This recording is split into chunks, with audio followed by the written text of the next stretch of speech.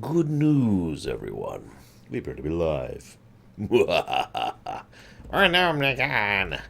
All shall tremble before our might, our power, our bouncy hair. Did you know gnome hair is the single most used product, or the single most used ingredient in creating blood elf wigs? True. Hey, Takoida. Hey, the one. Hey, Infernal. Hey, Hylisk. What's up, guys? Can I help you? Yes. Kelsey told me to expect you. There's still much to do before we can take on Crush Cog. We have reliable intelligence that Raslo Crush Cog has taken up a defensive position on the island in the middle of the frozen lake water. To make matters worse, he's surrounded himself with a network of sentry bots that will detect any possible attackers. For to take him out, we'll need to take out those sentries. This device launches a dark, sticky paint that will coat their optical sensors. Oh, okay, I can do that. Right. Pink bouncy hair, it's the gnomish way.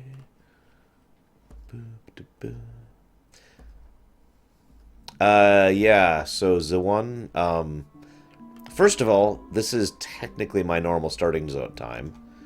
Second of all, daylight savings time. So depending on if your given country actually obeys DST or not, it may or may not be an hour early for you. But this is still the normal starting time in general. 11 a.m. EST. As per usual. I was actually going to start a little bit even earlier, but then I realized I had a couple other things to deal with bills and whatnot, and then it was too late. So now I'm late instead of early. Sorry, isn't that always the way?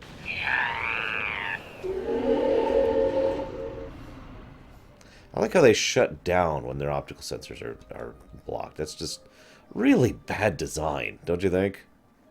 No? Okay, whatever.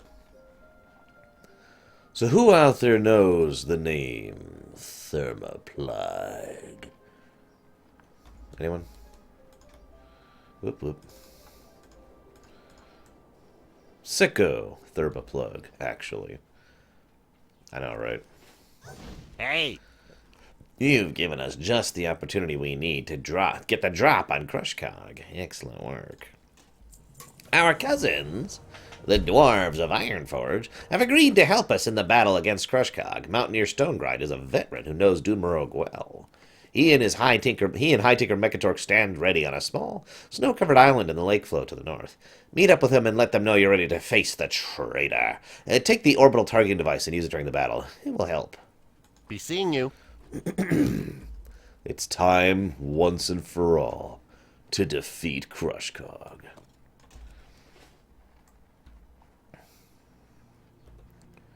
Where's the... Oh, they're like right up here, aren't they? No? Hey, Darker.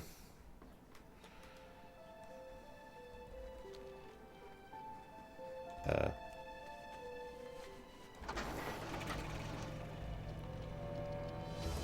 that is him. That's what I thought, but I wasn't sure about that.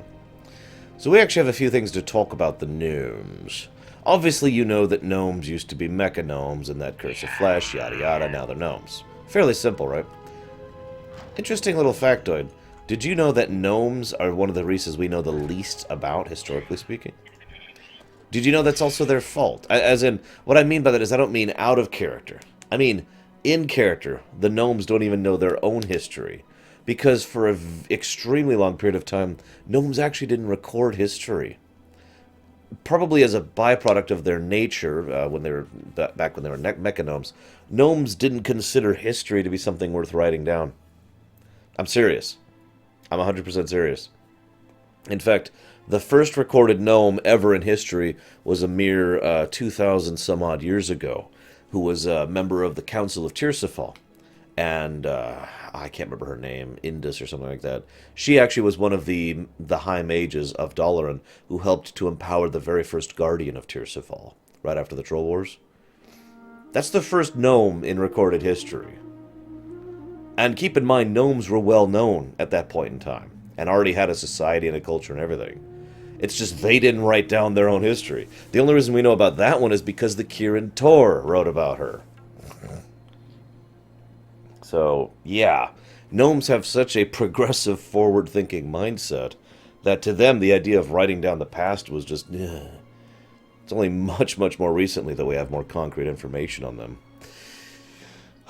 Did you also know that Thermaplugg is more or less universally responsible for most of the terrible stuff that's been happening to the gnomes for the last about 10 years, I'd say. I'll talk more about that in just a second. I just love to tinker. Mechgineer Thermaplugg refuses to acknowledge that his defeat is imminent. He has sent Crush Cog to prevent us from rebuilding our beloved Gnomeregan. But our brave friend here has thwarted his plans at every turn. And now the dwarves of Ironforge stand with us. Hey, I'm back here. Hi. I helped. Let's send him crawling back to his master in defeat. Oi, let's teach this unbladed gnome a lesson.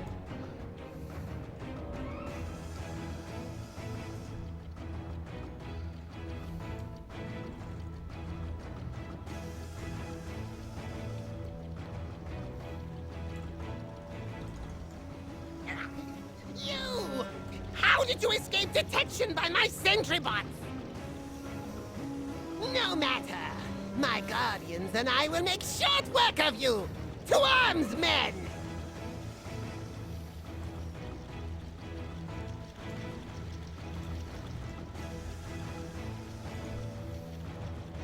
You will never defeat the Mechator Cannon! Wow. Yes, there are, Dakota. Which is funny, last time I did this, there were like 20.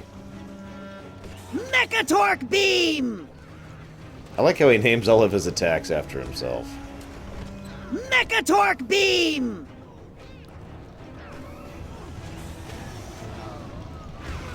Mechatork Cannon!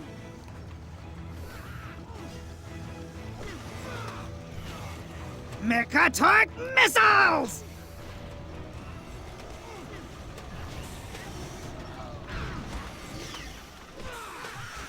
Mechatork Missiles! I do kind of like this. This is a nice way for us to contribute in the battle, but still basically be irrelevant to the fight. Because really, it's Mechatork who's actually winning this fight. We're just here to assist. But I like that, because anyone who knows anything about warfare knows that a really good soldier is the one who has proper support. Am I right? Mechatork Missiles!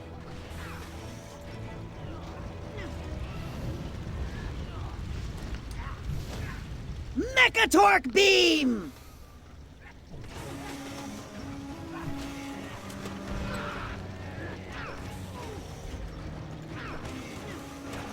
Mechatork Cannon! That's my favorite, by the way. One more should do it. Maybe. Mechatork Missiles! Nope, not quite. One more. Mechatork Cannon!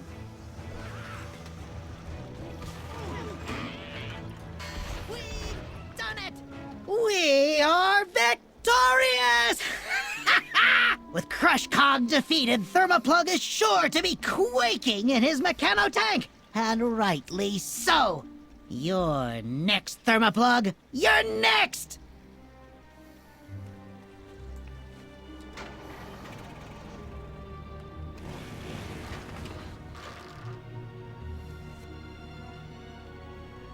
That's a really good question, Takoida. He was really, really rich, so, I mean, maybe he had the possibility? I don't know. Hey, Nee. Welcome to my stream, I suppose. So, since we actually don't have a lot of time to talk about the gnomes, not really, why don't we go ahead and discuss that in a different light? But first, let's turn this. Greetings. We're finally free of Crush Cog and his interference. With the defeat of Crush Cog and his forces, Thermaplugg can't afford to send any more of his followers to the surface. I can't wait for the day when we defeat him for good. Daylight's burning. Some of the mountaineers want you to go to Kharanos. Well, that's not You have a freaking great happening. day now. Crush Cog is no more! The people of Ironforge and Lorerun speak with one voice this day. Hear us well, Thermaplugg. The day of your defeat approaches!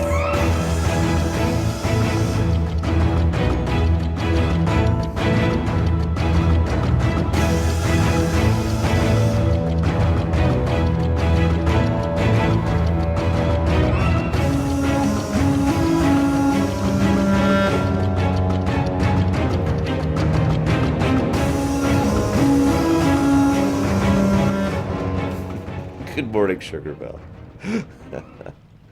Gnome as a faction is incredibly small. In fact, I will be discussing pretty much everything I have to say about the gnomes. Well, honestly, basically now.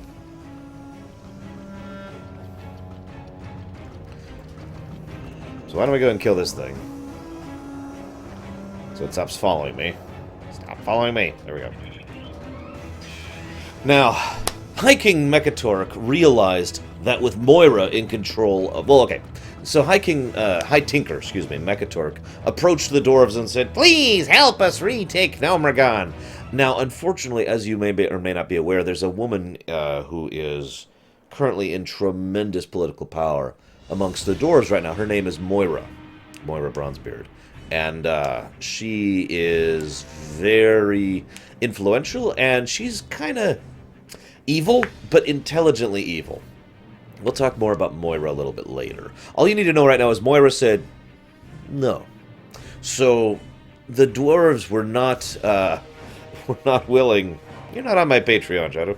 The dwarves were unwilling to assist the gnomes in the reclaiming of Gnomeregan. But Mechatork was undeterred. He realized there was only one source he could turn to help him in his hour of need.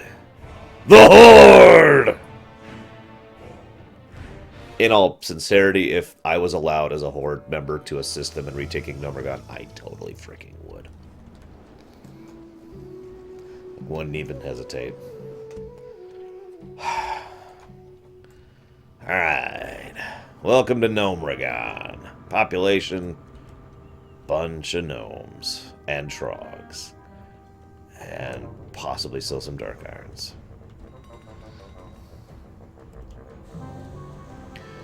So this is actually only a fraction of the city that we actually go through here.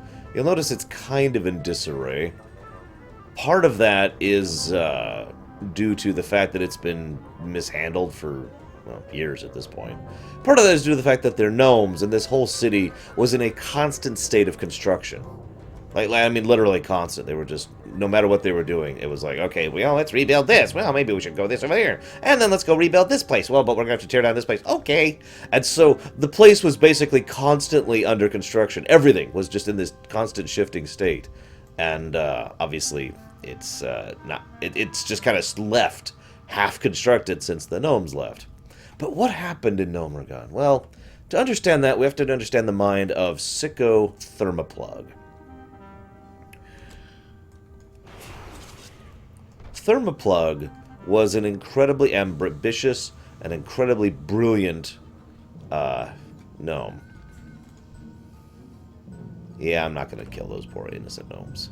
That's not what we're about here at the Horde. We're here to help for the Horde. We will assist our gnome brethren. And then we will bring them to new heights of greatness and power. Anyways. This is just a nice little insight. You see these things here? These are actually rooms. This isn't really getting across properly because the doodad placement isn't the best in here. But yeah, each of these is a little room, a domicile. Some place where you could actually sleep and all that fun, terrible stuff. Here we go. This is a better example of what I'm talking about. I love the pragmatism of having the bunk on a slanted surface so you could just crawl up there. But when you're here, you're still on surface. So, you know. Barracks, as you can see here. Thermaplugg was very, very ambitious. He didn't want to be High Tinker. Or, more accurately, he didn't just want to be High Tinker. He wanted to be the first ever gnomish king. He wanted to be someone who just absolutely raised the gnomes to new heights of power and glory. He wanted to carve out Morogh for himself, and screw those filthy dwarves. And so he fought and struggled and worked, and he was, as I mentioned, absolutely brilliant.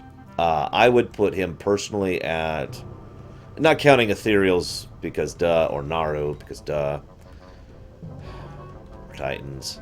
Amongst the more mortal races, I would say Thermaplugg is actually one of the, I'd say, top 10 overall most brilliant inventors in the entire setting, or tinkers in the entire setting. He was damn good. And his inventions got the attention of everyone. And he was also very close friends with this other guy, Geblin Mechatork. You may not recognize him because he was just talking.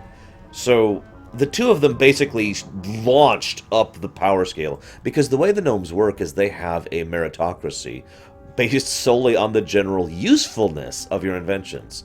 Now, I mention that because it's not just the brilliance of the inventions. Anybody can make a device that turns socks into bacon. I mean, that's a joke. But we need something that actually has purpose and function. And I don't know about you, but more bacon just doesn't actually help.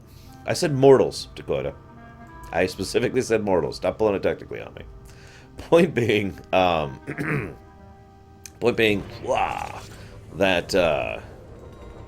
so the two of them, the reason they had such a catapult rise to power is because both of them were inventing things that were incredibly useful and were advancing science and technology amongst Gnomeregan in general at an extremely rapid rate. In fact, it has been debated, although this is not confirmed, I want to stress, that the invention of the invention of the machine gun, which we use on several things, especially the tanks nowadays and our airplanes, in setting, was invented by either some combination of those two guys. Regardless, Blackfuse is up there too, by the way, in that top 10 list. Another incredibly brilliant person. So while they were catapulting to the rise, it came part for the entire aggregate democracy of the gnomes to decide who would be the next High Tinker. And again, meritocracy, so they had to pick someone. Now the thing is, by the literal writ of the law, Thermaplugg should have received that title. But he didn't. The reason he didn't was because the council looked at him and said, "You are too ambitious. Even though you have technically earned this, you have only earned this for its own sake. You are not actually a good leader. We do not want you to be the High Tinker. Screw off." So they gave it to his partner, Mechatork. Now, what's funny is that kind of... that may or may not have been an extremely bad decision, depending on how you think of things long-term wise. Because with Geblin Mechatork as the High Tinker, Thermaplugg decided to go a slightly more subtle route, and he ingratiated himself. He continued to be Mechatork's friend, although he was pretending, because he absolutely hated Mechatork, and he ingratiated himself to become his high advisor. And then he coordinated with a couple of Dark Irons in order to basically swarm the entire place with Trogs. Yeah. Then, now this is great here. So remember how I mentioned how Thermaplugg is basically responsible for everything for the past 10 years or so? People have asked me many times, where the hell were the gnomes during Warcraft 3? Now this is actually something that's been answered since WoW Vanilla. I've already given you the out-of-character potential reasoning. We don't know. I actually went looking this morning as well to see if I could find anything else, but no. But the reason was because... the reason was because Thermaplugg... So first of all, Thermaplugg worked with the Dark Irons in order to ensure that the Trogs would be released into Gnomeregan. I'll talk more about the Trogs later. All you need to know right now is they're strong, durable, and there's a lot of them. Oh, and they're also very, very dumb. So with the invasion of the Trogs, Mechatork's very first thought was, we need to go and we need to get assistance. We need to get all the other members of the Alliance to help us. Keeping in mind, the gnomes were a firm part of the Alliance, actually in the First and Second Wars. They were actually present at the Accords of the Second War and actually assisted in the Second War, but they also provided resources and technology for the First War. They have been part of the Alliance for some time, is what I'm trying to say. And so, in fact, I think about 20 years, at least. Never mind the fact that they've been in good relations with the Dwarves for centuries, ever since the War of the Three Hammers at the very latest. So, the Megaturk's like, we must get our allies, and together we will crush these Trog scum. Thermaplugg, his high advisor, convinced him not to. His overall reasoning was actually very simple and very logical. This is a gnome problem. The surface dwellers are dealing with their own problems right now, and they need to continue dealing with those problems. We'll cover their backs. We'll cover their backs and deal with this, and that way they can deal with their burning whatever problem they've got. So Thermaplugg was directly responsible for the gnomes not being in the Third War. But why, you might ask? Was he just doing it out of spite? Well, no. Because Thermaplugg was also the one who convinced Mekatork to set off the bomb in order to take out the Trogs. It is worth noting he did so with faulty data. He basically provided fake information to Mekatork saying, behold, Mekatork is the current High Tinker, Sugarbell. He was the guy we were just listening to a bit ago. So Thermaplugg convinced Mekatork with fake data, saying, oh yes, look, as you can see, the Trogs will be irradiated and destroyed if we set off the Doom Bomb. I do want to point out the gnomes actually had basically a nuke in their city. So we will flood it with radiation, and then we will defeat the Trogs. And the best part is, he convinced Mekatork on actual logic. Again, because he said, the loss of several gnomes is extremely terrible. However, it is preferable to the loss of all gnomes. If you're paying attention, Thermaplugg actually did maneuver this situation quite well. First, he presented he backed Mekatork into a corner without Mekatork actually realizing it. And then once he was in the corner, the more unpleasant option that he wanted him to actually take was considered more acceptable because he was already in the corner. The radiation went off. You all know how terribly that went. But I'm not sure if you know how terribly, because 80% of all gnomes died.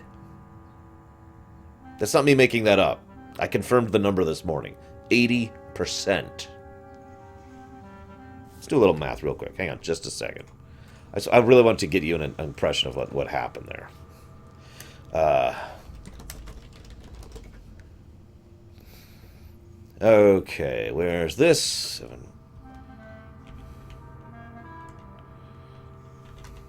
So, in real life terms, obviously this doesn't quite equate, but imagine if 5.9 billion humans just died. And that's basically what just happened to the gnomish people.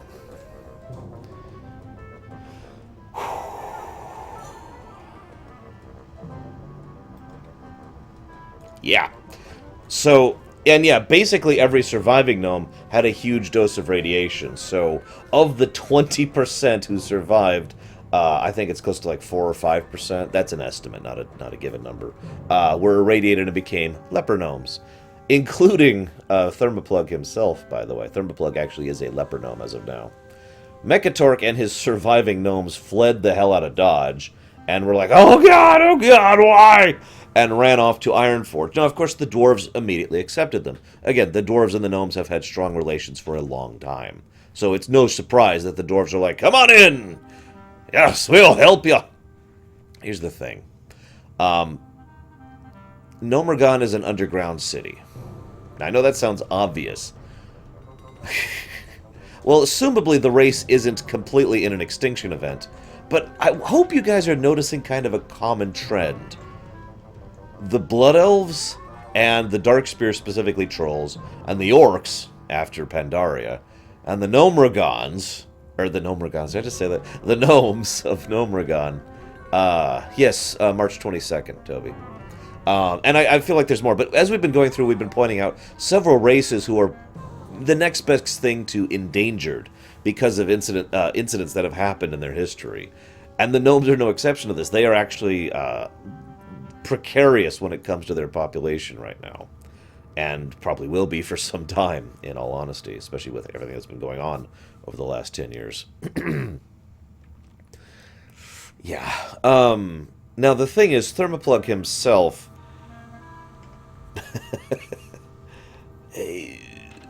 he was crazed before, obviously. But there's evidence of this, but we don't know for 100% certainty if Thermaplugg himself was talked into this entire incident by the Dark Iron Dwarves, who were doing this in order to weaken the gnomes, in order to make another strike at the dwarves. Now, we do know the Dark Iron Dwarves were pushing the Trogg invasion for the reasons I just said.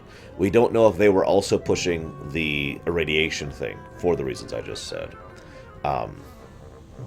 But I mention this because whether or not Thermaplugg was completely diseased before is debatable, but he definitely was afterwards. So he just sits in here stating that he is ruler of Gnomeregan.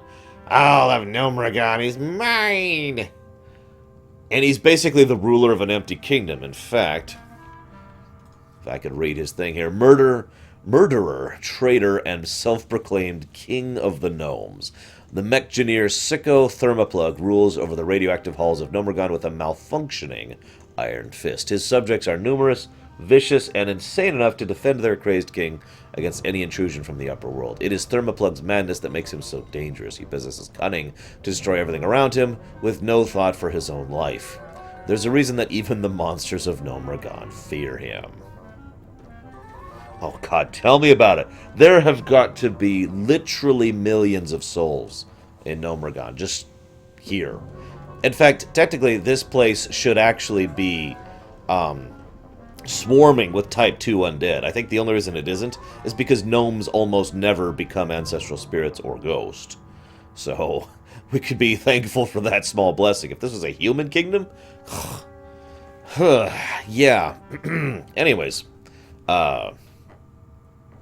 So the last thing I want to mention, though, is, again, this place is underground. If you don't know why that's so significant, getting proper airflow to an underground facility is usually considered one of the most difficult engineering tasks, at least amongst engineers I've talked to, I should say, when it comes to building an underground facility, along with water and sewage in general is the other one. But anyways, getting that... hey, Sonoshi, by the way. Getting that airflow is a really big deal. So let's say we do take out Thermaplugg. Let's say we retake Gnomeregan. How long do you think it's going to take to vent all of this radiation and this gas out of this underground city? Maybe it's just me, but that's what's been in my mind ever since I first found out about Gnomeregan. Even if we retake this place, how the hell do we actually then claim it afterwards? You know? Anyway, so, why don't I go ahead and tell you what this boss is? We actually already killed the viscous fallout. The formerly robust and elegantly complex waterways of Gnomeregan are now an irradiated mess filled with toxic slime. A lone water elemental who dwelt in the gnome's aquifer became trapped in the contamination, and the pollution corrupted its pure form. It currently wanders the halls of Gnomeregan in anger and agony, a liquid embodiment of the vile poison of Thermaplugg's betrayal. And then, of course, this thing which we're about to find. Mech-engineer Thermaplugg is not a patient gnome. Rather than putting his inventions through a battery of tests to determine their safety and effectiveness, he rushes them into the field and moves on to the next project. This was true even before the betrayal, by the way. The Electrocutioner 6000 was his first attempt at harnessing electricity as a weapon via a supercharged mechanotank. Lieutenant Tom Sizzlepants Crackle, the only survivor the only soldier to survive piloting the Electrocutioner, is now something of a hero amongst the leper gnomes.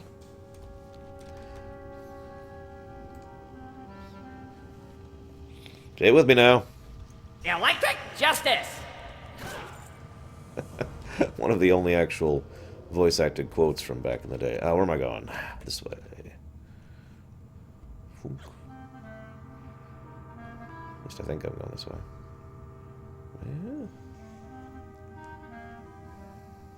Yeah. In all honesty, I personally do think this place is a lost cause, and I have thought that since vanilla. The circumstances haven't really changed. Granted, the Alliance in general... Oh, by the way, hey, check it out. Here's our Dark Iron friends. Just pointing it out. The circumstances have changed a bit, and we are more advanced than we were. But overall, this is still a vast underground facility, which, as you can see, is literally filled to the brim with toxic fog. making this place, fixing this place would take decades. It's one of the reasons why it's one of the only reasons why I agree that even though why we haven't reclaimed Gnomeregan is because I'm not sure we can. We could defeat all the enemies here, but taking the city back?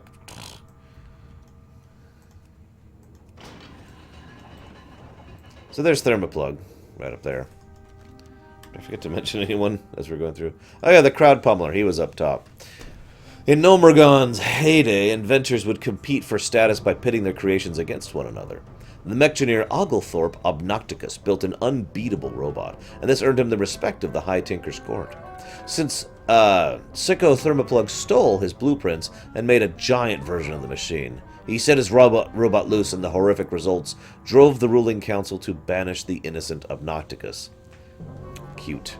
The Crowd Pummeler 960 is one of Thermaplugg's favorite stolen inventions. One more, there's also a Trog boss in here that I completely ignored. The radioactive gas that has flooded the city was meant to anger the Trogs and kill the gnomes, and Thermaplugg's plan was brutally effective. One Trog, however, reacted oddly to the substance. Grubbus grew and grew. It was a side effect that Sicko had not anticipated, but he's never been one to waste valuable and dangerous resources. This giant Trog now patrols the tunnels of Gnomeregan. His loyal basilisk pet, Chomper, helps Grubbus sniff out gas leaks, tasty fungi, and tastier intruders. Yeah, by the way, in case I didn't make it clear, Thermaplugg always knew that the gas would not affect the Trogs. Because if there is one thing Trogs are good at, it is enduring. Trogs are worse than dwarves in every way except that one. A dwarf in a one-on-one fight will probably beat a Trog, but a Trog can take a stupid amount of beating in lore. And so, just think of it in stat terms if they were doing it properly. Like, their defense and their health pools are through the roof. So, hey, Salty. Yeah, this was always a failed proposition. I don't know, Takoida. Then again, you know how weird people can get about retaking their homes. I've never understood that personally, but I've seen it a lot in fiction and in real life. Usurpers! Gnomeregan is mine! So this is a fun fight back in the day.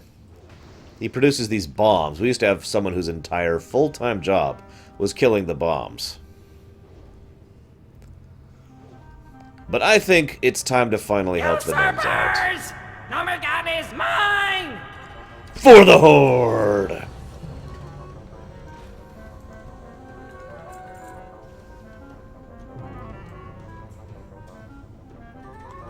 Fun fact. You might ask why he's, like, in that little bubble thing in there, or why he was. It's because his legs have been chopped off. I'm dead serious. There was a short story where Mechatork and Thermaplugg fought each other. It's actually where we learned most of the backstory between the two guys. And Mechatork just curb-stomped Thermaplugg, basically. Completely outwitted him, completely outmaneuvered him, and literally chopped his legs off, instantly cauterizing them. And Mechatork decided not to kill him and actually let him crawl his way back into his mech. Specifically because he thought it, and I love this quote, "It is fitting that the Trogs have one of their own to rule over them."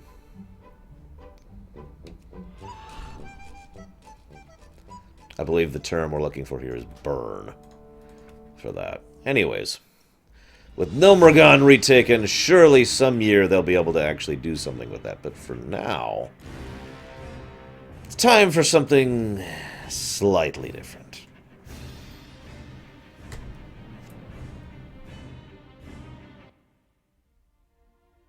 Great change has come to the enduring halls of Ironforge. Obsessed with the workings of the Titans, the dwarves retrieved their creator's mystical tablets from the fabled city of Ulduar. Activating one such tablet, King Magni Bronzebeard fell prey to a terrible curse that fused his statue-like form into the diamond heart of Ironforge itself. To compound this tragedy, Magni's estranged daughter Moira arrived, claiming her father's throne for herself and for her infant dark iron son. To avert civil war, the dwarves created the Council of Three Hammers, an uneasy coalition that would share power equally amongst the clans. Now, with political upheaval rising within the kingdom, and the great cataclysm ravaging the surrounding lands, the future of Ironforge falls to brave dwarves like you. So first of all, you guys named him Deutsch, Chichus, not me. We voted for it, in other words. Get back, you filthy beast! That's not nice. I just got here. I'm not killing a baby. I'm Horde. Not Sylvanas. There's a difference. Yes, Moira had a child with the late Emperor Thaurzin. Technically, that's already happened. In fact... Shoot, I actually did this wrong. Hang on. Ah, whatever. I was supposed to do BRD before I started our dwarf. Screw it. I'll just do it now. We're gonna have some flight, and I have some time to talk anyways. So, let's talk about the dwarves. So, the dwarves are awesome, first of all. They have been around for quite some time. They actually are the individuals who were affected by the Curse of Flesh from Earthen. Where are you? There. Oh no, Moira deserves it. Moira is like Garrosh, and I don't mean that as an insult, believe it or not. I mean that as a compliment. Yes. What I mean is, they're a character I hate, but I hate because they're written well. You know what I mean? As opposed to a character I hate because they're written badly. There's a difference between Saren... Well, that's a bad example. There's a difference between the Elusive Man and Kailai. There we go. That's a good parallel. So Moira is, in my opinion, actually very well written. And... Nope, wrong one. Very well written and very intelligent evil. She is probably my personal favorite type of villain, aka the villain who recognizes that if they are in charge of a flourishing kingdom of peace and prosperity, then they will also get the benefits of that peace and prosperity, and that's what they want. So Moira, in general, is actually genuinely popular. She is actually well-liked, despite what Zawan would say over there, amongst most of her people. And she has been politically maneuvering herself to be more and more liked over time. In fact, this is a good time to retell a story. Forgive me, I've actually already told this story during this lore, but this is a good time to rehash it, just for those who didn't catch it last time, or who have forgotten. So, after the events of Outland, they brought back the gentleman who, I can't remember his name, forgive me, Cygnus, I want to say? The Wildhammer Dwarf. He came back here from Outland. He was the one who went out with the expedition.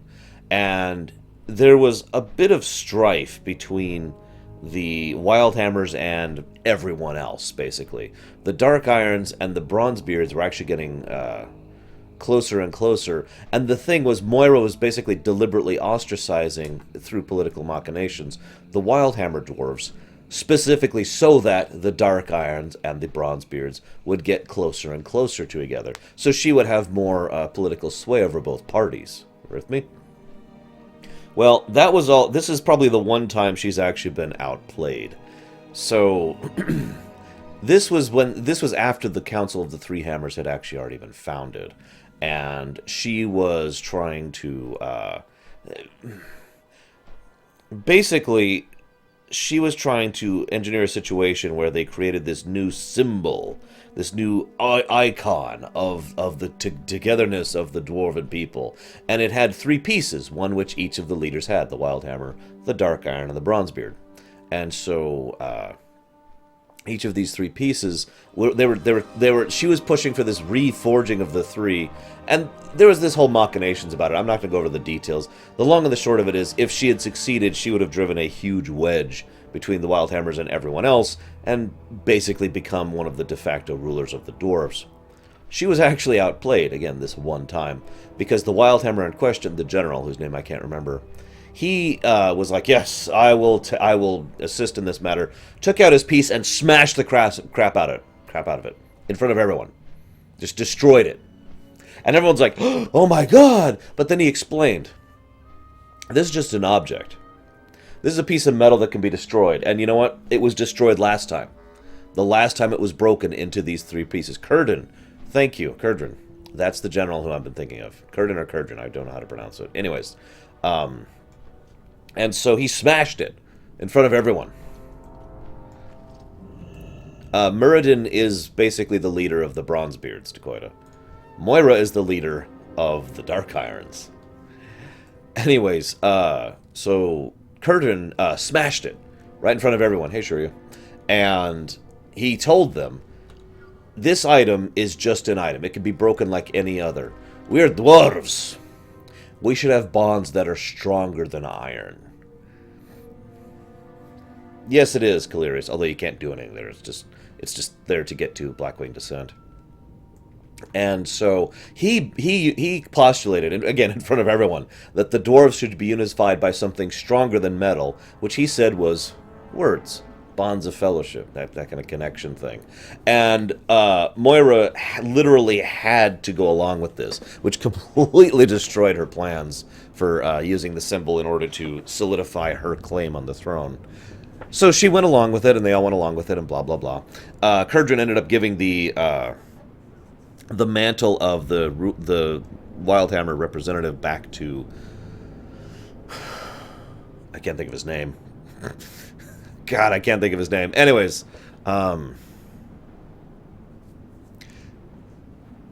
Takoida, due to the lines of succession, Moira actually should have been regent, and Moira's son should have actually been king. The council was established to prevent the civil war that would have happened. Felstad, thank you. Felstad's awesome. I can't believe I forgot his name. Felstad's an awesome dwarf. Yeah, the whole reason they established the council was to avoid the civil war that would have happened, if not for the fact that they did that, because a Dark Iron being king of Ironforge. Keep in mind, the Dark Irons have been hated for roughly, let me just look up the exact number here, 230 years. Now, that's nowhere near as much bias as some other races have, but that's still a little bit to ignore. Just a little bit. In fact, the Dark Irons have been hated basically ever since Modimus died. Modimus and Volmar. He was the last true king of the dwarves. Now, I know what you're saying. Yeah, bingo, Dakota. So, you're probably looking at me like, what do you mean the last king of the dwarves? Well, Magni was king of the Bronzebeards, not king of the dwarves, if you understand the critical distinction here. Modimus was an incredible leader. He was well liked by absolutely everyone. He was intelligent, wise, caring. He had everything going on for him. Oh, I should have showed this off. Check it out. If you look, you can actually see the door actually shifting over there. Do you see it? This one right here. This is actually really cool back in the day. This is a vanilla dungeon, and by dungeon I, of course, mean raid. This was actually originally a 10-man. And this was actually very, very well built and very well designed, and incredibly long. So some people hated it, and some people despised it. And I admit I am one of those people. However, I will always give credit to this place. This is an extremely well-designed dungeon. It's just huge. This place is gargantuan. Look how many bosses are in here. Look at this. This place is humongous. And yeah, we will never know what's behind Baelgar. They've never actually confirmed it. I should go show off Baelgar really quick, show what I'm talking about. Anyways, a little more Dwarven politics before I move on. Having been outplayed, Moira decided to go ahead and acquiesce to the council thing, and she has since been trying a somewhat different method to obtain power, which basically boils down to everyone likes me and no one likes you. And that's actually been succeeding very well. In fact, in Pandaria, she might as well have maneuvered herself to actually becoming the leader of the Dwarven people, as far as the Alliance is concerned, which makes her the effective military leader of the Dwarven people, which is pretty big deal. So this is Baelgar. I'm going to talk about BRD now for a little bit, before we get back to the Dwarves proper. And then I'll get into Tharazin and where the child came from and why this succession crisis came up to begin with. So, this is Blackrock Depths. If you'll give me just a second here. I need to look up a name. Because I always forget his name.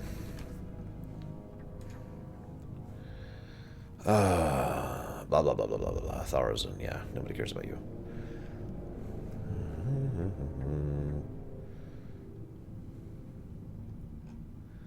Where's the name of the guy who made this place? Come on.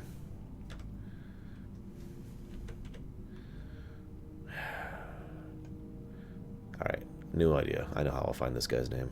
I always have trouble remembering this guy's name, and it always bothers me. Here, you. What is your master's name? There it is. Bingo. Franklorn Fordrite. That's his name. Franklorn F. Fordrite was a brilliant Dwarven architect.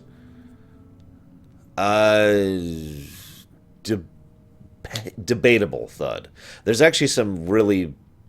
Dwarven politics are actually fascinating to me, not just in Dragon Age, but here in World of Warcraft. As I was discussing when I was doing a test run of the Searing Forge, a test Lorerun, I was talking about like the 6 or so different political factions involved just in that one zone, and all of them were dwarves.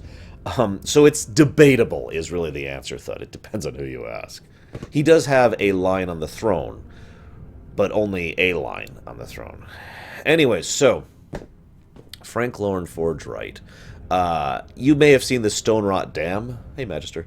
The one that was destroyed by Deathwing. That was the one that he designed and helped build. And, of course, this place as well. This place is actually known as Shadowforge City, although nowadays it's usually just referred to as the Blackrock Depths. Again, I want to stress this because this is actually kind of important.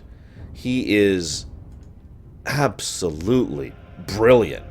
This is an entire city in a volcanic mountain. I do not have words to explain how much of an engineering problem that is to construct. Really, I don't. He did all of this. The whole of the depths. Whoops. And all of this. Here's Shadowforge City proper, as you can see. Look at all these bosses. Oh my god. So he designed and built this place many years ago. This is actually a little bit after the War of the Three Hammers, obviously, because Blackrock didn't actually exist prior to that. Yeah, it may explode. Don't worry, we prevent it from exploding. Yeah. A lot of the things in here, and most especially his own tomb, were actually specifically made just to honor the man because he was really, really well loved. Yes, I do, Zawan. And as Darker points out, it wasn't just... BRD is not all of Shadowforge. There's also BD... Blackwing Lair was a part of Shadowforge. And Blackwing Depths is a part of Shadowforge. And... That's basically it. I'd like to claim Molten Core is, but Molten Core is only technically part of Shadowforge, so it doesn't really count. So yeah, he built this whole place. Now, really quick, what we're staring at right here is Baelgar, which I'll just tell you. I'll just read his thing for you. The monstrous molten giant Baelgar lumbers across the dark iron up... Oh yeah, I forgot the spires. God. The dark iron highway. A stunning feat of dwarven engineering carved into the Blackrock Depths. He's referring to the highway, not the guy. According to legend, only the Fire Lord and the Dark Iron clan's highest-ranking members know what lies beyond this mysterious gate, and we still don't know to this frickin' day. So,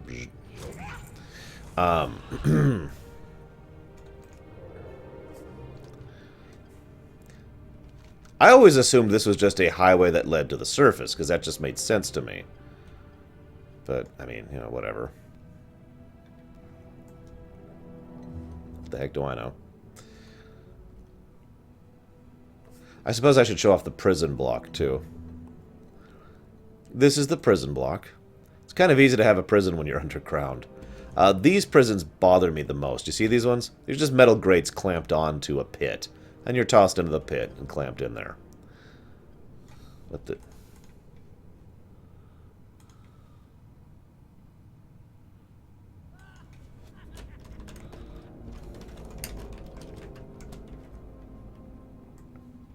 There you go. There's someone who's actually in there.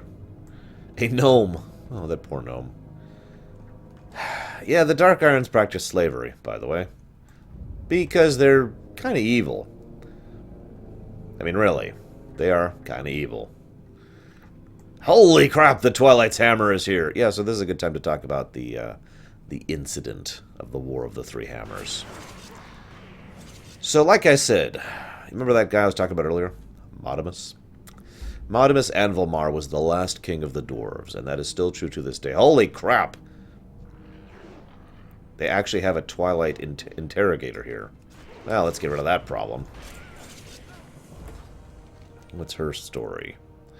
The Twilight's Hammer cultist Gersten has always indulged in life's finer things, exotic foods, fine clothes, and gem-encrusted torture tools. Day and night her prisoners' blood-curdling cries echo through the Dark Iron Clan's infamous detention block.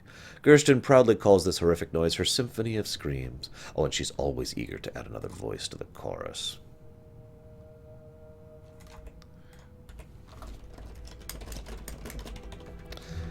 So, what happened was Modimus died, the last great king of the dwarves, and civil war broke out. I'm not kidding, just bam! There was no clear line of succession. And all three major clans, the Wildhammer, the Dark Iron, and the Bronzebeard, they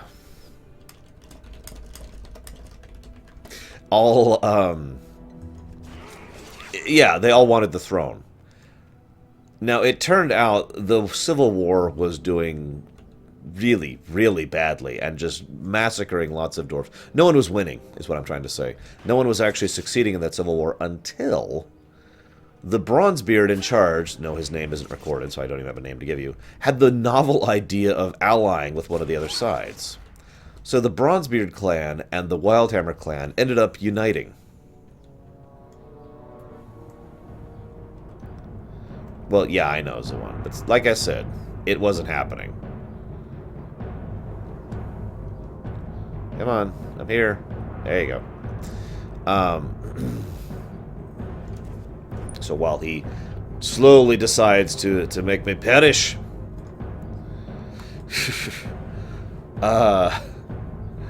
yeah, so the Bronzebeards and the Wildhammers united against the Dark Irons and cast the Dark Irons out. And the Bronzebeards claimed the throne of Ironforge, but not the dwarves as a whole.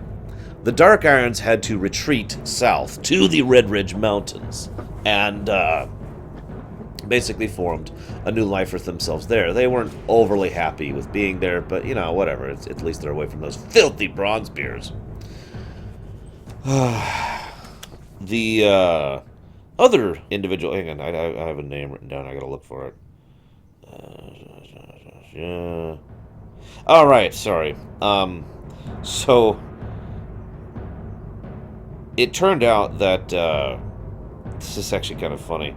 The Wildhammer were offered a little bit of a truce thing, but it was one of those, yeah, you know, we'll be arrogant and dicks about it. Basically, the Bronzebeards took Ironforge, and the Wildhammer said, okay, screw you. Wildhammer were also kicked out as a result of that. Anvilmar was actually offered a seat on the Senate, just in honor of his father, the son of Modimus. The Wildhammers went north to Dun Algaz, which nowadays we know as Grimbatol, and the Dark Irons, like I said, went down to the Red Ridge. Well, for some weird reason, there's a Worgen in here. So, that's a thing. Hang on just a second. Zawan is distracting me here.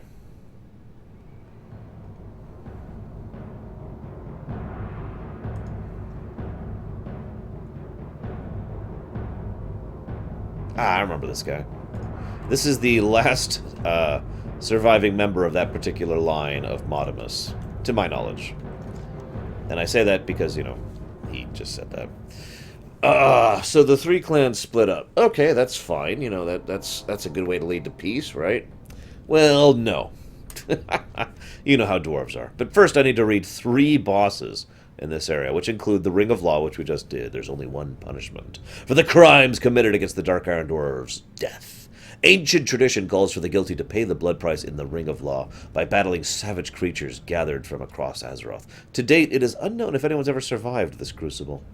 There's also an elemental there, Lord Rokor. loathes the scheming and backstabbing of his fellow fire elementals. To avoid serving alongside his kind in Molten Core, the mighty being purposefully angered the Fire Lord. His risky gambit paid off. He was expelled from the Corps and forced to guard the BRD in isolation. That's great. I love elemental politics. There's also the Houndmaster Grebmar Fleabeard.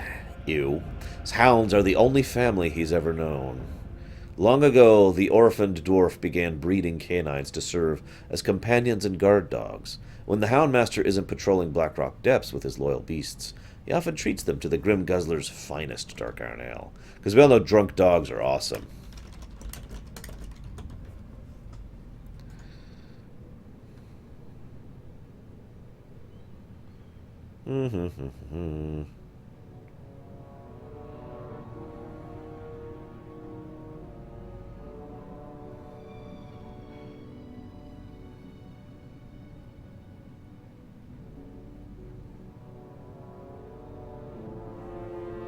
Ah! Yeah, I was going to say. Knows the one, yeah, it was actually held by the Wildhammer, back when they actually held Grim Batol. I was right.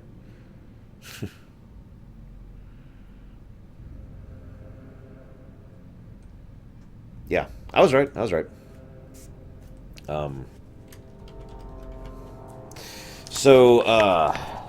God, Ziwan, you just keep distracting me here. The Dark Iron Dwarves were not actually cool with what just happened. So they started building an army. And when I say building an army, I mean they militarized like freaking crazy. And got tons of forces and tons of their war machines, the giant golems that you've probably seen a few times together. And basically decided to go ahead and charge north on a two-prong attack. They decided to go ahead and attack Ironforge and Grim Batol simultaneously. Hang on, does it mention? Yeah, I didn't think so.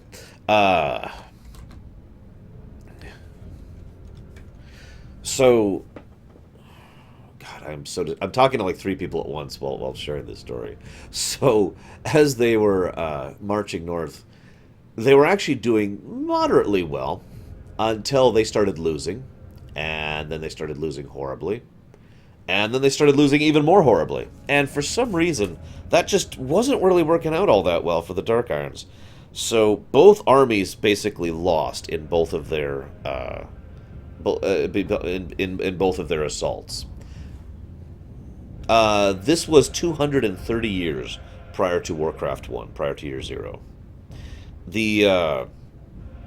So the Dark Irons at Grim Batol were losing so badly and so violently that the leader there, Mogdud, actually used basically consumed all of the life essence of the people around her own troops, basically, and cursed Grim Batol, and that curse is actually still active to this day. With the loss of her forces, though, the Wildhammer decided to counterattack. And this pretty much began the long-time friendship between the Bronzebeard and the Wildhammer. While they aren't exactly best buds, the two did unite in the War of the Three Hammers against the Dark Iron. Now, here's where things get kind of messy. You see, well,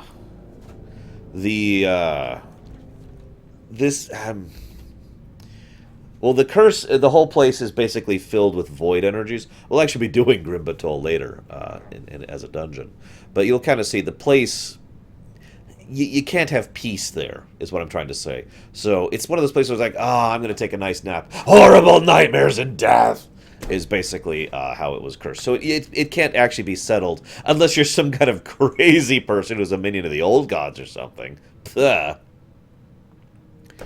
Now, the reason all of this is relevant is because of a major incident that ended the War of the Three Hammers.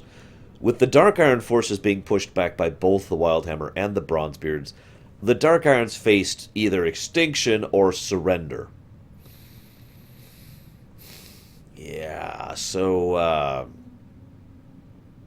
no, I didn't say he founded it, I said they claimed it. So, I could be wrong, and I don't care.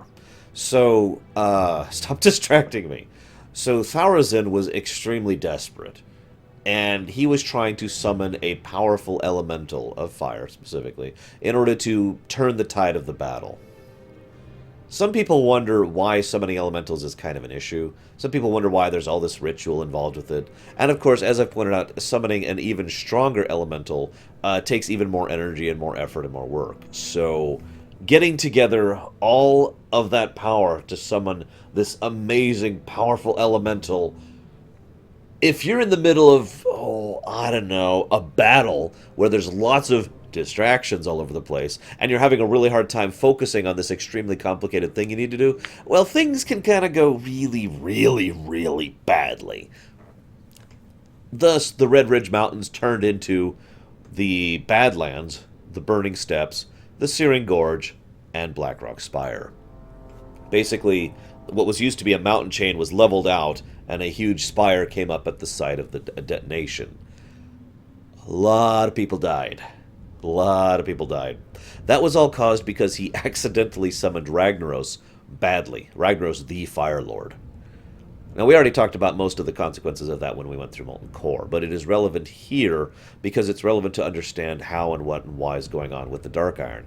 Because ever since then, the Dark Iron have basically been enslaved by the forces of fire, by the Sons of the Living Flame. And as a consequence, because the Fire Elementals have always been in cahoots with the Twilight's Hammer, the Twilight's Hammer is also here in force as well. Now, this is actually also relevant because it partially explains why there are so many factions of Dark Iron Dwarves in the modern era. Because, yeah, no kidding, Salty. Because there's the Dark Irons who were enslaved to the Fire Lord. And then there's the Dark Irons who weren't enslaved, but worked with them. And then there's the Dark Irons who wanted nothing to do with any of them, and so forth and so on. I mention this because this is very, very relevant for one of the reasons why Moira was able to gain so much power amongst the Dark Irons so quickly, especially in the wake of the assault on Molten Core. Remember, that actually happened in lore. With the removal of Ragnaros' improperly summoned form, the Dark Irons were able to split from the Twilight's Hammer in general, and most of the Dark Irons were actually willingly loyal to Moira since she actually wanted to improve their lot in life, and they've been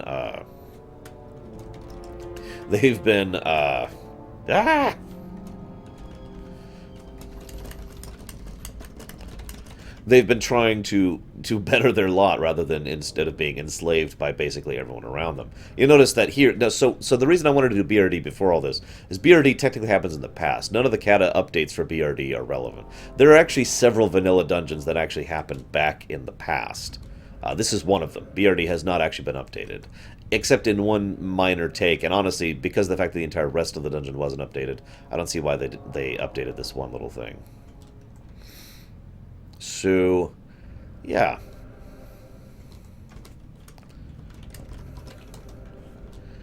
Now, Moira was kidnapped, putting that in quote-unquotes, by Emperor Tharazin.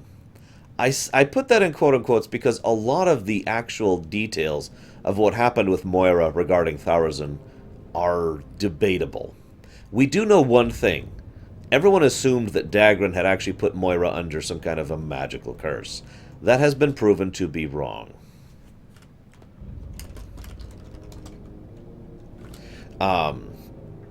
So Moira actually willingly had a child with him. I'm not sure what to make of that.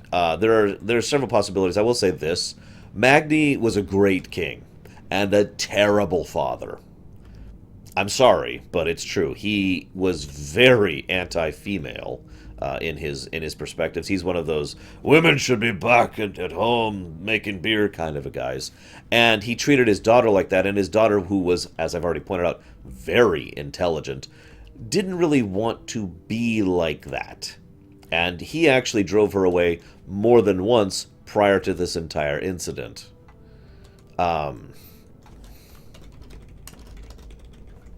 So, it is my personal belief that she wasn't actually kidnapped at all. That Moira was actually either went along willingly once they came to get her, or, you know, like FF9, for example, or willingly just left to go to the Dark Irons because she was sick of all this crap. Now, Thaurazun was Emperor of the Dark Irons at this point in time, and basically a complete puppet of the elementals. During this period of time, Moira learned a lot about the plight of the Dark Irons. Again, I want to stress, as much as the Dark Irons were basically evil, it was because they were effectively a slave race. They were slaves to the Twilight Hammer, and they were slaves to the elemental forces of the Sons of the Living Flame. So, they were evil. They were doing terrible things. I'm not going to use the, they were just following orders excuse, but it is worth noting that, there's a reason why Moira became so popular and so many Dark Irons went to join her after she took power. So she and Thaurazun had a child together. A child named General Angerforge. No, I'm kidding. But I want to move on a little bit here. So let's kill some bosses. This is General Angerforge. Through a lifetime of study, General Angerforge has become an expert on Dwarven military history and tactics. He recently incurred the Emperor's wrath by writing a scathing treatise on his clan's failures in the past conflicts. This political blunder aside, Angerforge is a Dark Iron to his core. He will bleed and die if necessary to protect his land and his people. This is the Golem Lord Argylmok. Argylmok's lifelong obsession with immortality drove him to forge enchanted constructs in his own image. Rumor has it he has dabbled in some form of black magic that would allow the Golem Lord's new creations to act as vessels for his spirit should his flesh and blood be destroyed. If her son was named Mordred, that would be kind of funny. Funny and horrible.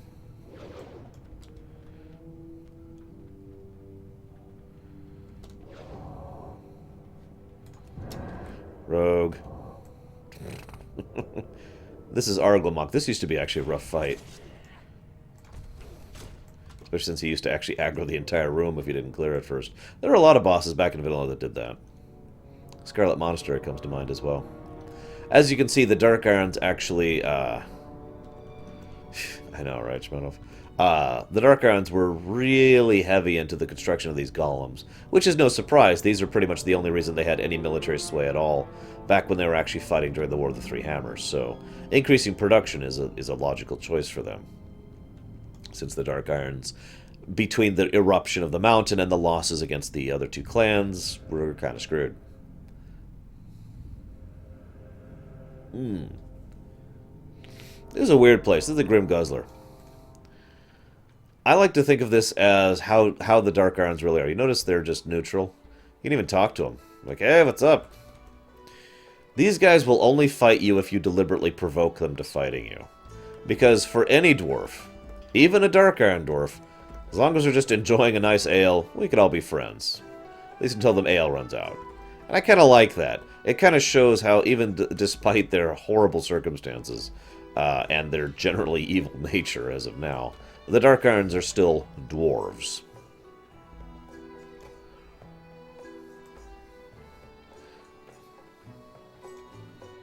And for some reason they have a succubus as a bartender. I don't even know. Right, I can actually do that because I'm a rogue. Is that for a weird thought? There we go. I'm so used to killing all these people. Because I have to in order to go forward. But I don't have to this time. Oh, we're getting there, Narrow's Eyes. Don't worry.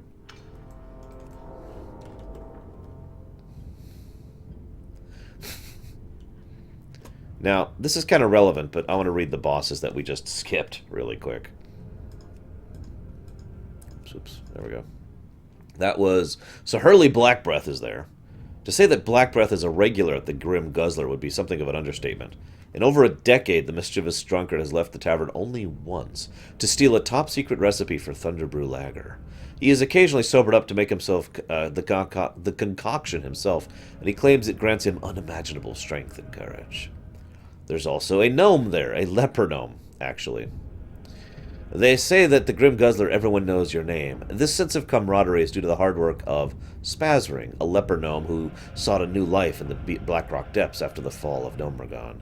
Despite his history of dabbling with evil as a warlock, he takes pride in his job as the tavern's barkeep, making sure his patrons' mugs never run dry. There's also Phalanx in there. That was the guard bot. Until recently, drunken brawls raged within the Grim Guzzler on an almost daily basis. Barkeep Plugger Spazring has reduced the frequency of these with Phalanx, a mighty golem bouncer programmed to maintain order in the tavern and eliminate raucous patrons with extreme force. And, of course, there's the goblin we're sent in here to kill, if we happen to have that quest. Screw Spigot has a bad habit of borrowing money and squandering it on get-rich-quick schemes. His latest failure, chewable gunpowder, earned him a place on the hit list of Booty Bay's kingpin, Barrel Revelgaz. Screw Spigot has since fled to the Grim Guzzler, hoping to elude bounty hunters, friends, and family looking to cash in on the bounty. By the way, fun fact, his family members actually send you after him, saying, well, at least he'll be worth something now. This is the relevant part, though. If you look around, so previous to here, in the outer areas of the city, most of the domiciles and prison, all that other area, the lower tier stuff, it's been almost primarily Dark Iron Dwarves, right? At about this point in time, it starts to become a lot less that. We start to see more common Twilight Hammers members and more elementals just roaming around, literally patrolling and keeping the Dark Irons in check. Again, as I mentioned, since the Dark Irons are effectively enslaved here. We also see peasants and senators who are receiving orders from fire guards. Just to, again, re-emphasize once again how screwed up this whole situation is. This guy, this is actually our very first look at one of these things. I never remember what they're called, their species name. But they're not Naga, I swear. That is Ambassador Flamelash. For his unwavering service to Ragnaros, Flamelash ascended to the rank of Ambassador of the Dark Iron Clan. This depraved being initially despised his Dwarven allies, but has come to respect their penchant for destruction. As a show of solidarity, he guards the Chamber of Enchantment, a sacred location the dwarves use to empower their weaponry. Now, I don't actually know if this is true for the other dwarves. Flamewakers, thank you. Or Flamewalkers. Or is it Wakers? Again, I can never remember. I don't know if this is true for other dwarves. I really don't, off the top of my head. But Dark Irons, hello King Guldar, use this stuff. See this? This is runic magic. As I've described before, runic magic can be very, very powerful, especially when used as an enchanting tool. The fact that the Dark Irons are dabbling in golem construction and enchanted runes for all of their weapons, well, you kind of get the impression more and more that the Dark Irons were really gearing up for war, and that makes perfect sense because they were, at the behest of both the Twilight's Hammer, who would eventually go to war in Cataclysm, and were being pushed by the Fire Elementals. Here's the actual foundry where they make this stuff. Cool foundry, actually. I like this design. So the molten slag can be moved in, and this is actually the mold where the slag will then cool. It's a nice system, and I like the attention to detail here.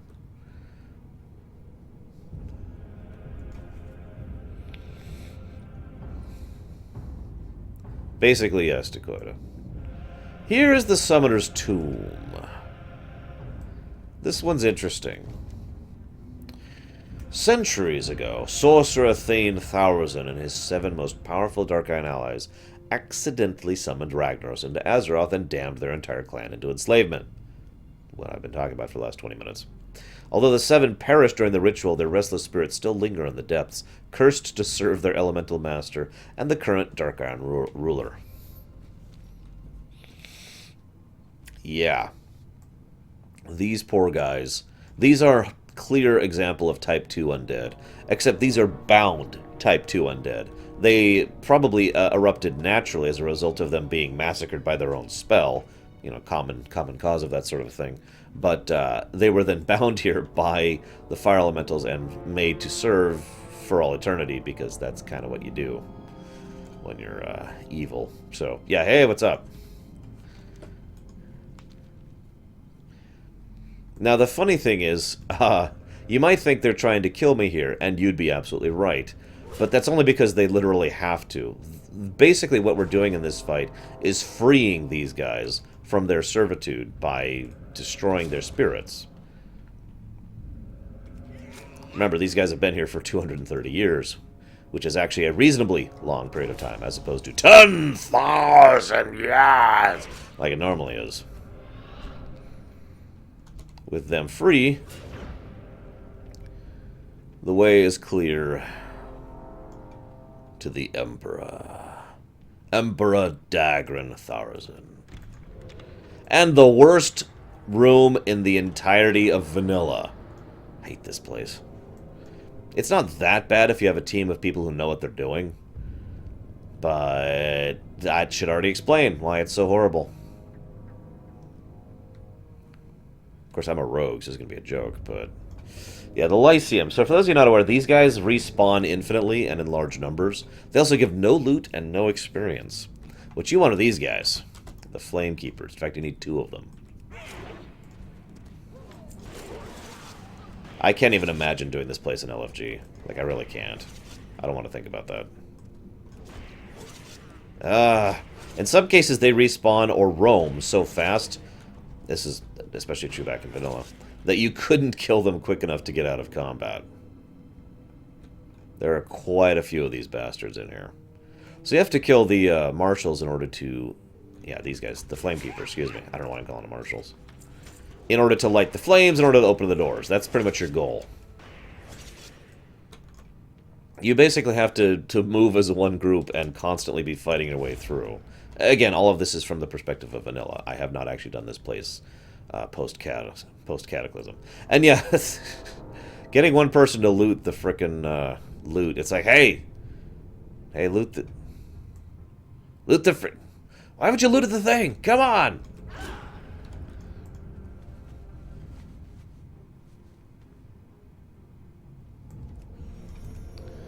There we go.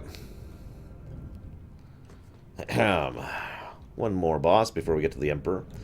Ambassador Flamelash charged the molten giant Magmus with guarding Emperor Dagran Tharazin's throne room, but not even this act put the Dark Iron ruler's concerns to rest. Ever fearful of assassins, the Emperor also granted Magmus control over a series of fire-breathing statues outside his royal chambers. Yeah, he's probably got the right to be afraid. Pax used to love this boss back in the day. Not actually fighting him. The approach to him. So this is the Imperial Seat. There's a whole bunch of senators here. And, of course, Twilight's Hammer, keeping the senators in line. As you kill the senators, Tharazin yells at you, "Your efforts are utterly pointless. You will never be able to defeat me. You can't even begin to imagine the futility of your efforts." Hang on, I'm looking for an exact quote that Pax used to love in here. Here it is. "Is that the best you can do? Do you really expect that you can defeat someone as awe-inspiring as me?"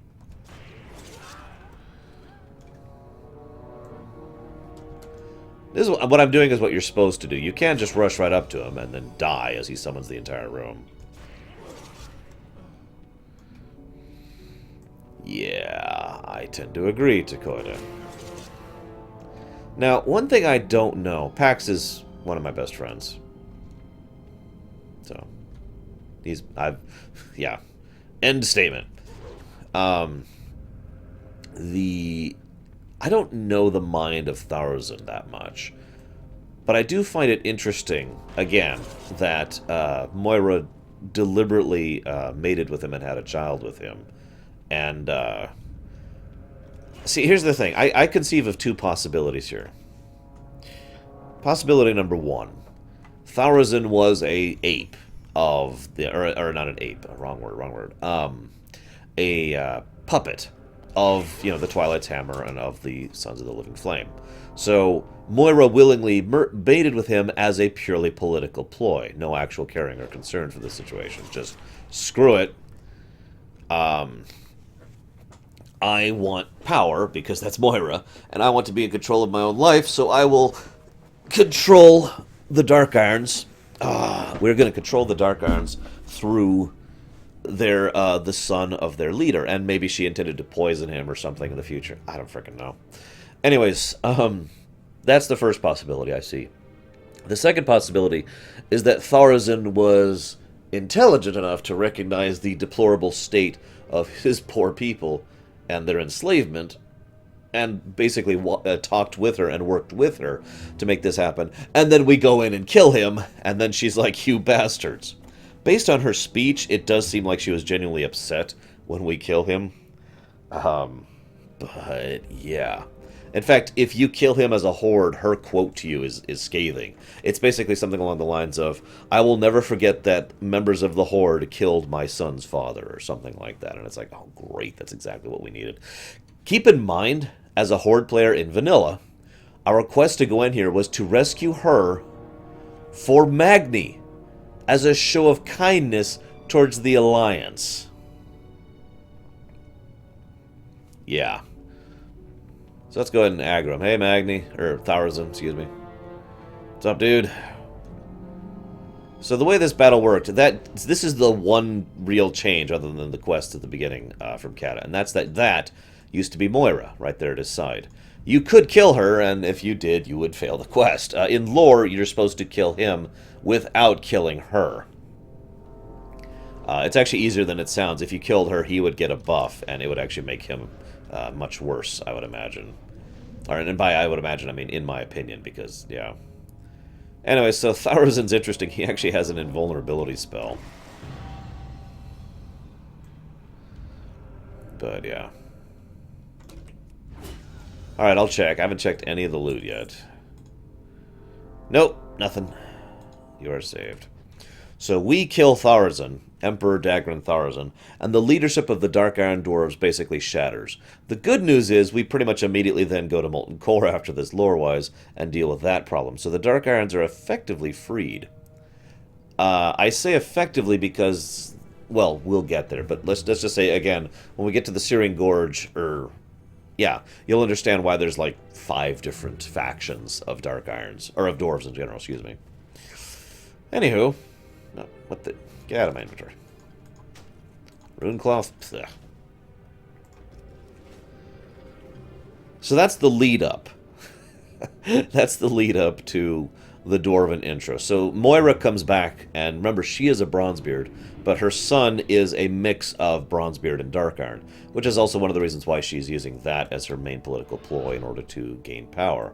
Because she has a claim on both thrones, basically. Especially since her child is, at this point, 5, I want to say? 5 years old? 6... Hang on, I can check. I've got notes. I've got timeline notes here. Her child would be... Oh, my bad. Younger than that. Her child would be... Oh, no, it is 5 years. Her child would be 5 years old, basically, right about now.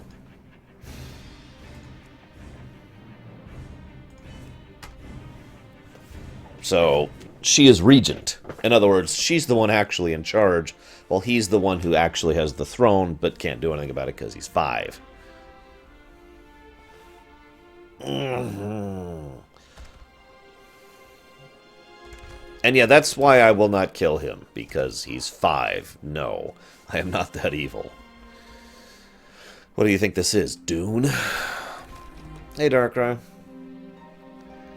Hang on, I'm looking up the son's name because I can't freaking remember. Blah, blah, blah, blah, blah, blah, blah.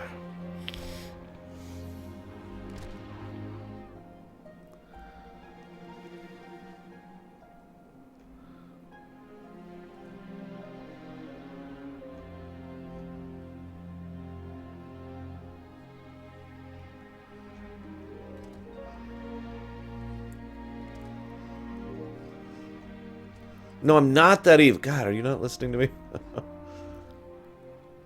I'm trying to figure his freaking name here.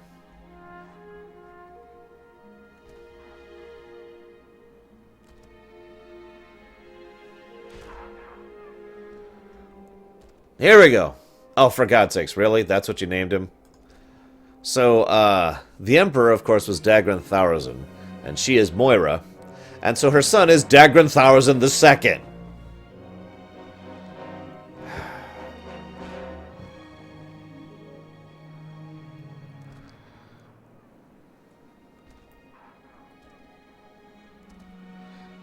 Wow, he's actually in the game right now. I don't even realize that. That's stupid because he's 5 now. He shouldn't be a baby in swaddling clothes. Whatever. God, Moira. You and your games. Anywho. So, what title should we use for Deutsch? The Dwarven awesome guy. Who's going to be doing all sorts of stuff. Seriously, we're going to be playing our Dwarven Hunter a lot more than we're going to be playing anything else.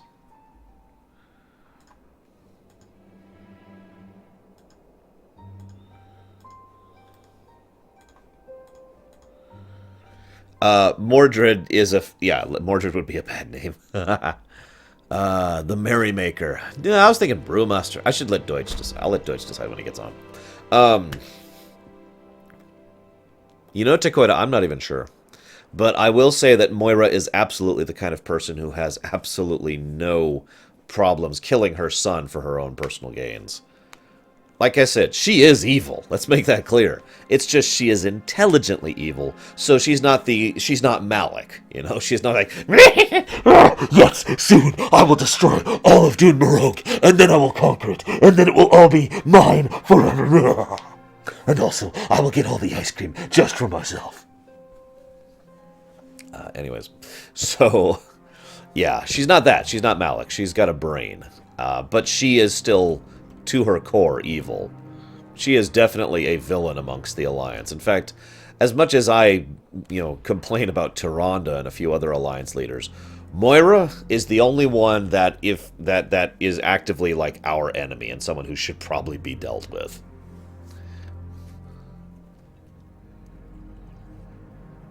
That would be awesome, Hylisk. Seriously. That would be great. I am reminded of a Sith Warrior quest, actually, where you go into... this is early on, so it's not really a spoiler. Where you go into an area where there's a Sith Lord you're trying to kill, his wife, and their son.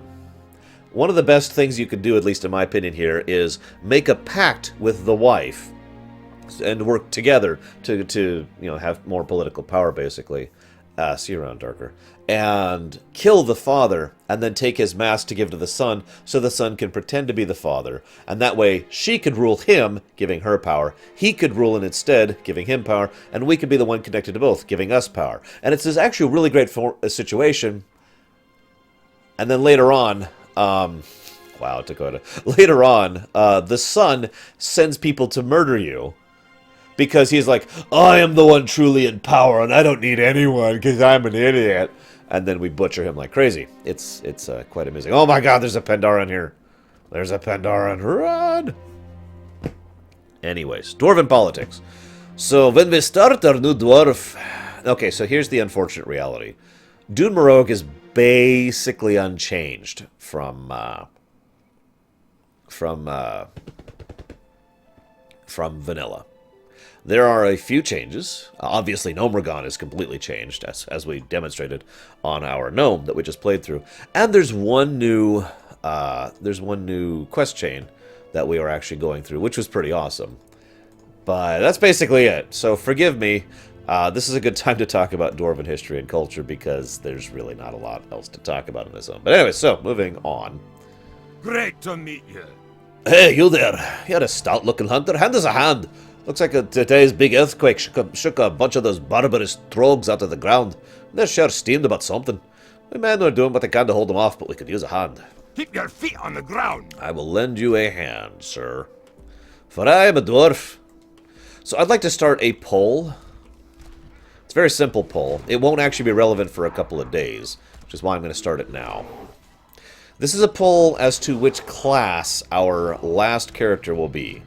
Now, the thing is, it was, I actually went back and checked a few things. It was, what's the one? It was a little bit, close, I think is the best way to put it, between whether or not we were going to be one of two classes. And I think we ended up arbitrarily deciding in favor of the one that we did. So, I'm allowing you guys to repick our last class, because... to be completely honest, I don't want to play a rogue. So, you can force me to play a rogue, which is totally cool. You can do that. Or you can allow me to play a warlock. Those are our two options. Those are the two that were tied for next back in the day. So, poll. New. Be. Warlock or rogue. And I will still adhere... Hang on. There we go. I will still adhere to the will of the old stream where we determined the classes, so we will leave that at as just those two classes and nothing else. No, Shadow, you have to go click the link. How are you? Impressive work, laddie. We can hold the perimeter from here on out. Here, take this for your troubles. It might come in handy. I've got something more important to ask of you. Alright, Deutsch, listen up. I'm not thinking too about trogs, and one of those things that's the biggest, strongest trogs get the most respect. The brutes value strength over anything else. You see those big trogs sitting back behind the front lines? They're the closest to what you'd call a leader. Go take out a few and show them what it means to mess with the sons of Ironforge. See you soon. You got it. Also, really quick here, we're just going to do this whole heirloom thing. We will be, of course, deciding specs because we're, you know, actually going to be leveling this character for a bit. Beast Mantle. I guess that's our only option, isn't it? Yeah, whatever. Bow of Doom, Ring of Doom, Necklace of Doom, Accessory of Doom, Helmet of Doom. There we go. Now we look terrible. Behold the new Skittle suit. Hey, if they let me play a Dark Ranger, I would totally play a Dark Ranger. You know, I already hate that. Auto loot and do not display helmet or cloak. That's a little better.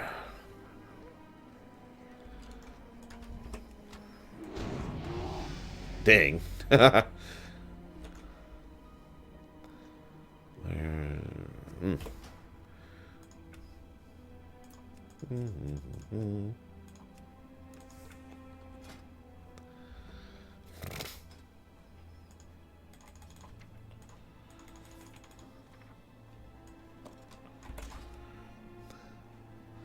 For Cosmodon!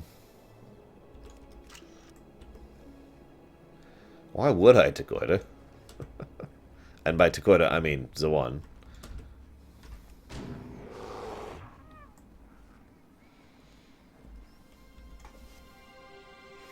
What, Hylisk? I am the worst kind of politician. I'm the kind who's honest.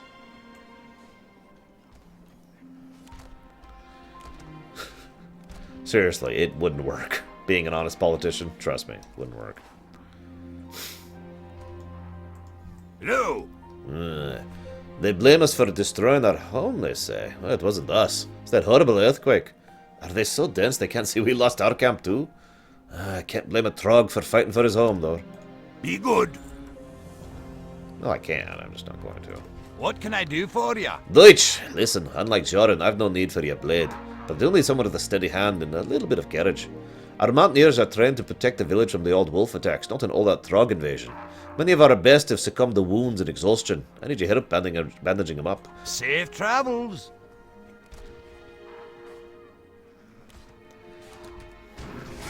Well met. I got you, laddie.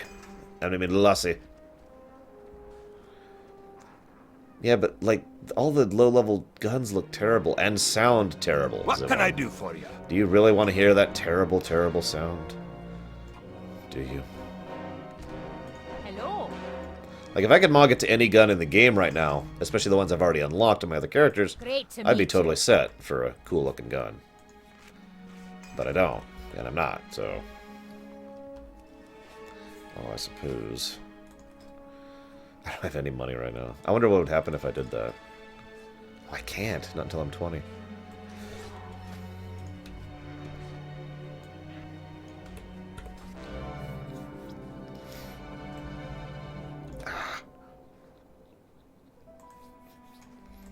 You got my attention. Many of those that you saved have already made it back to the camp. The wounds are well dressed. You might have a future in first aid if you're into that sort of thing. Watch your back. Oh, well, thank you. I will watch my back. But only because you warned me.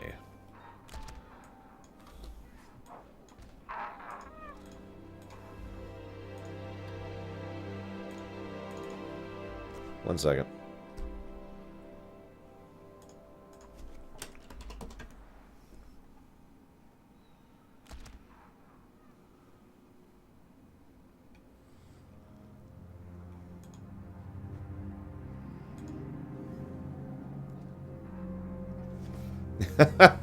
Kirishi, we're trying to do the story in chronological order. That's what we're doing.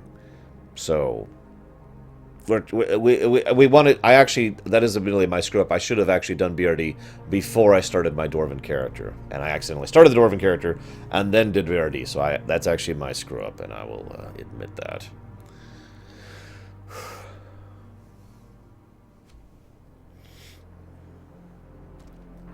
So what's it sound like?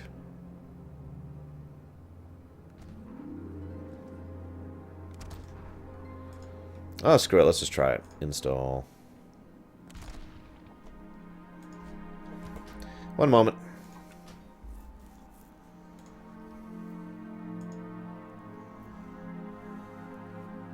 So, while we're here, let's go ahead and talk about another aspect of Dwarven politics that's actually relevant for what's going on. So, as I mentioned before, after the War of the Three Hammers, the Wild Hammers and the Ironforge were actually much closer to each other than they'd ever been prior to that point in time. Prior to that point in history. The Ironforge actually offered the Wild Hammer to stay, or the Bronzebeard offered the Wild Hammer to stay in Ironforge. And the Wild Hammer said, "Screw that!" No, seriously, that's pretty much exactly what they said. Their reaction was, no, why would we ever do that? We have our own home now, and we're actually quite happy with it. Thanks. Yes, Hylisk, I've been aware about that for some time. The gun sound doesn't seem to be changed. Even though it should be. Damn it.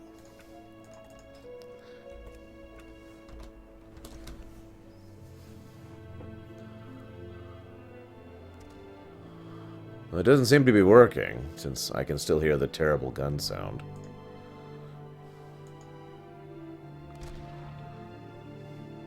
It's been updated somewhat recently, too. I just restarted the whole game. Why would Reload UE do anything?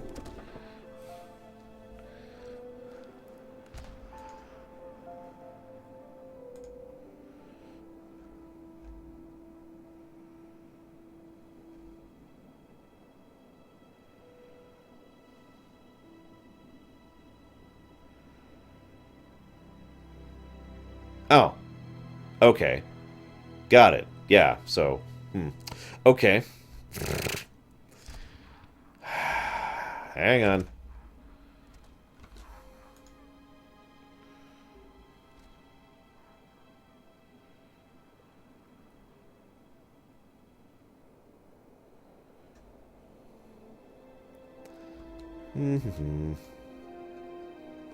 It's gonna take a moment. Sorry, guys.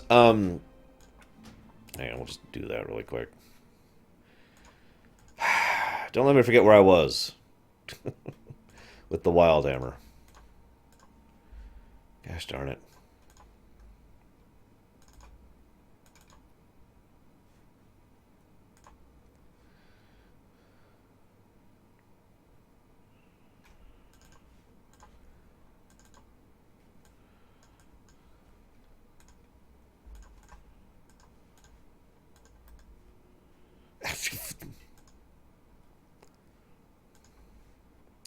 Hello, Nuzkills.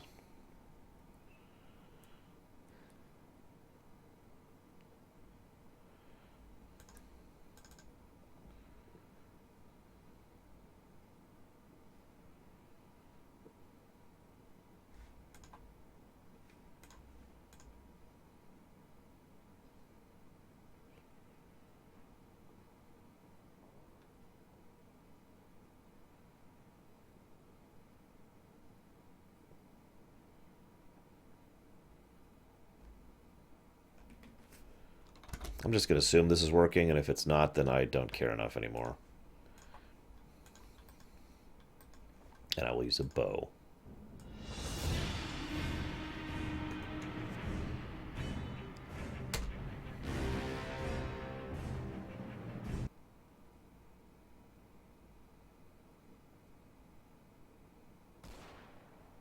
There we go. That's a little better.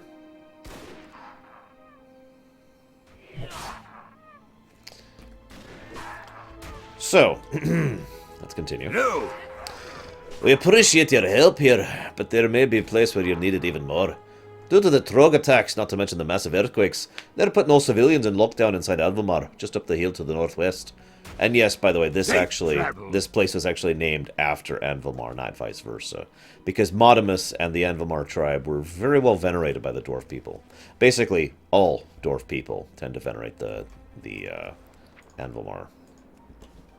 And for good reason. He was known for being incredibly diplomatic, incredibly well-reasonable, you know, working with his people, caring about his people. He was like Arthas, except without the Death Knight thing. Hi. Ugh, what do you want? Can't you see I'm busy? Go bother someone else. I haven't the time. Oh, wait, what's that say? Jordan sent you to help? Well, why didn't you say so? Be good. First things first, we're gonna need some beer. I don't know how anyone expects to get any work done around here if we don't have any ale. Our beer levels are dangerously low. Lucky for us, we've stored some backup kegs for just such an occasion. West of Anvilmar along the things you can find Gnomenbrau. Oh, I love Gnomenbrau.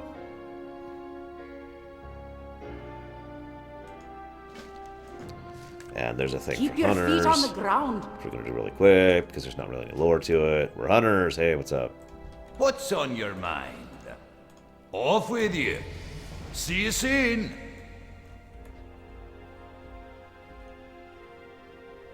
Damn it. What's on your mind? Deutsch, me boy. I ended archaeology. We have an exciting opportunity right on our front door. All the shaking from today's seismic event has knocked a number of artifacts loose from the soil around our encampment. Survey along the valley's northern border, and you should find all sorts of treasure. Watch your back. Basically, Takoida, people were complaining about how the gun sound sounded in vanilla, and so they made the quieter poop sound that we were just listening to. And so I have finally, I've been meaning to do this for a while anyways, add-on that out and gotten an actual freaking gun sound. Because damn it. So yes, the Wild Hammer. The Wild Hammer, like, screw this, we're out. I'm not going to deal with any of this crap. Now the weird thing is, the Wild Hammer... I know this sounds like a common trend, but the Wild Hammer had a lot of pride. The Bronzebeards overall are generally considered the good guys amongst the dwarves. But the one problem with the Bronzebeards is they're really, really stubborn. And the Wildhammers not only didn't want to deal with that, but they were actually insulted by the fact that the only reason the Wildhammers were welcome in their home, remember the Wildhammers used to live in Ironforge, just like the Dark Irons did, was because they joined together against a common enemy. In other words, if not for the Dark Irons, the Bronzebeards would have been totally okay with leaving the Wildhammers out in the cold, away from their home forever. For some reason, that really didn't go along well with the Wildhammer. So, yeah, when offered, oh, yes, we'll totally offer you a place in our home, their response was, oh, really? Now you're going to offer me that. Yes, I do, Zawan. Hey, Deutsch. Hey, Deutsch. I need you to do me a huge favor when you get a minute, Deutsch. Yeah, so the Wildhammer were like, no. And they left, and they went all the way up here to the Hinterlands area and to the Highlands area. Those are pretty much the two general locations where they're at, along with a little bit in the wetlands. The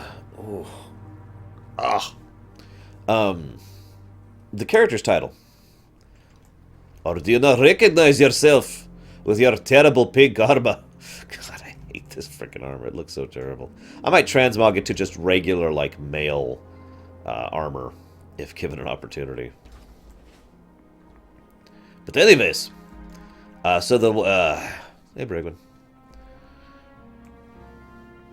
The Hinterlands? No. And the Twilight Highlands? No. Those are both very distinctly Wildhammer holdings, and have been for some time. Here's your options, Deutsch. Hope you're paying attention, because I'm not doing this twice. Conservationist, Ambassador, Assistant Professor, Associate Professor, Brewmaster, Chef, Elder, Flame Warden, Guardian of Cenarius, Jenkins, Loremaster, Lumberjack, Master of the Ways, Merrymaker, Patron, Stablemaster, Talon King. Tamer, Zookeeper, the Argent Champion, the Beloved, the Commando Jack, the Diplomat, the Exalted, the Explorer, the Hallowed, the Hordebreaker, the Loveful, please don't pick that one, the Noble, the Patient, the Pilgrim, the Seeker, the Wakener. Ham. Whoops. I forgot the cask of Gnomenbrow. You know, there are, of course, dwarf shamans, but I kind of tilt my head wondering... the Talon King. I'm okay with that one. Talon King Deutschkind. And now we have the cask of Gnomenbrow. A light beer with a big head.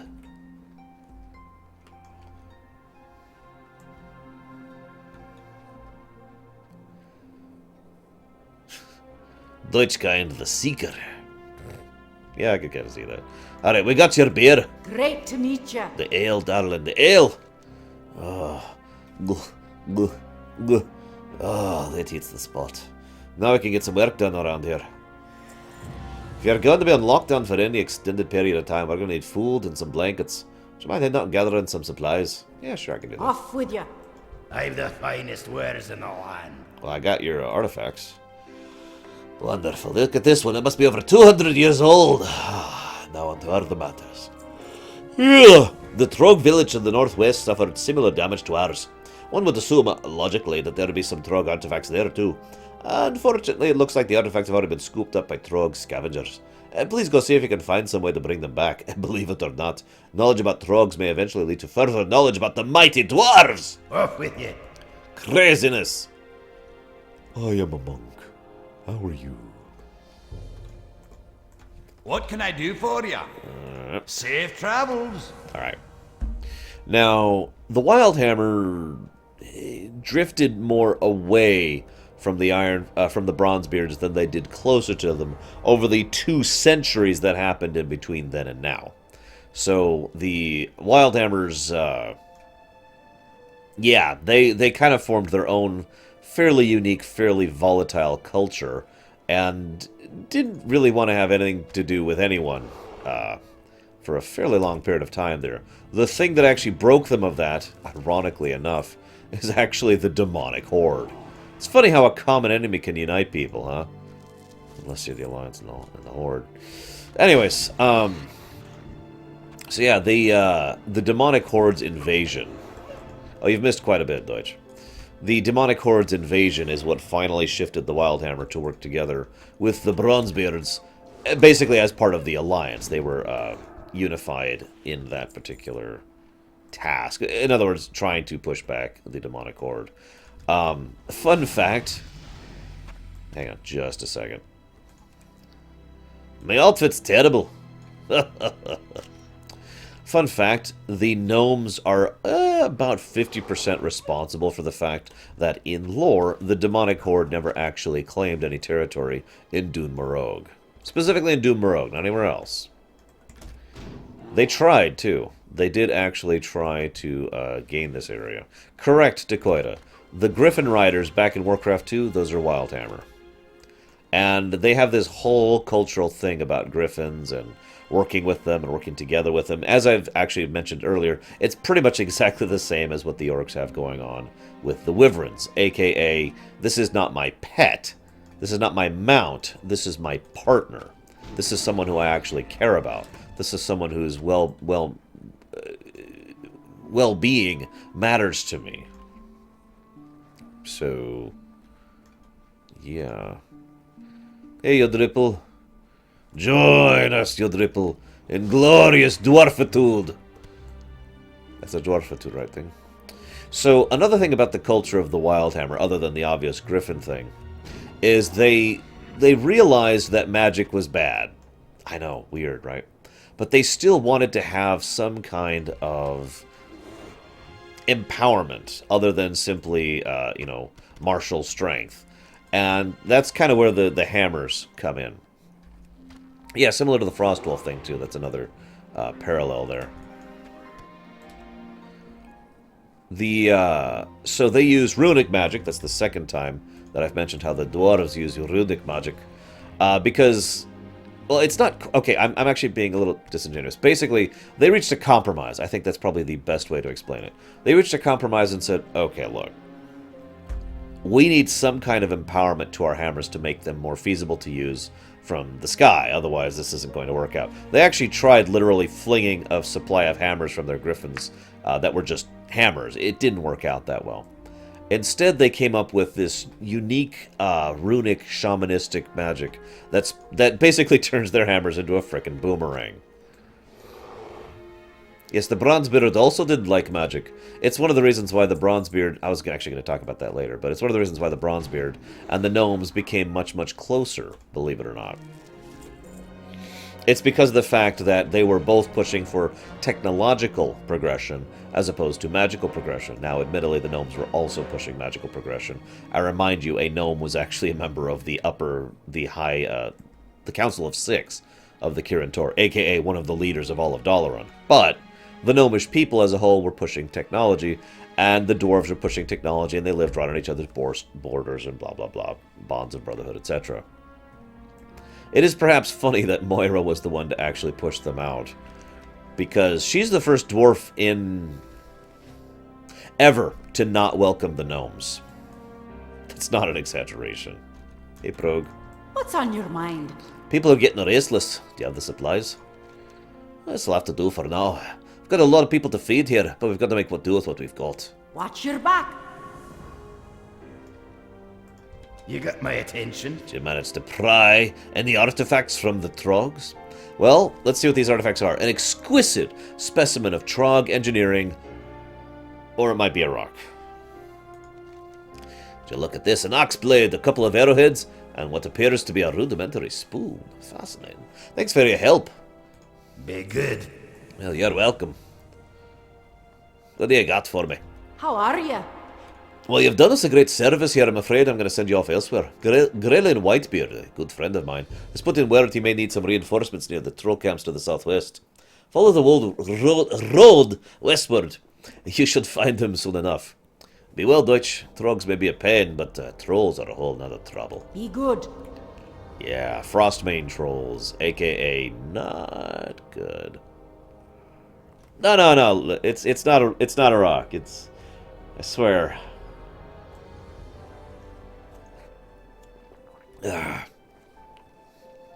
You know, Rory, I don't actually have a good answer for that question. Really, I don't. Moira pushing the gnomes out does seem like a weird move for her. The only thing I have thought, and this is speculation, is that maybe she's pushing for Dwarven solidarity, which means pushing away the other races. And yet at the same time, she has been a huge advocate of further support for the Alliance, especially the humans, so... It's kind of weird. Not sure what to make of that.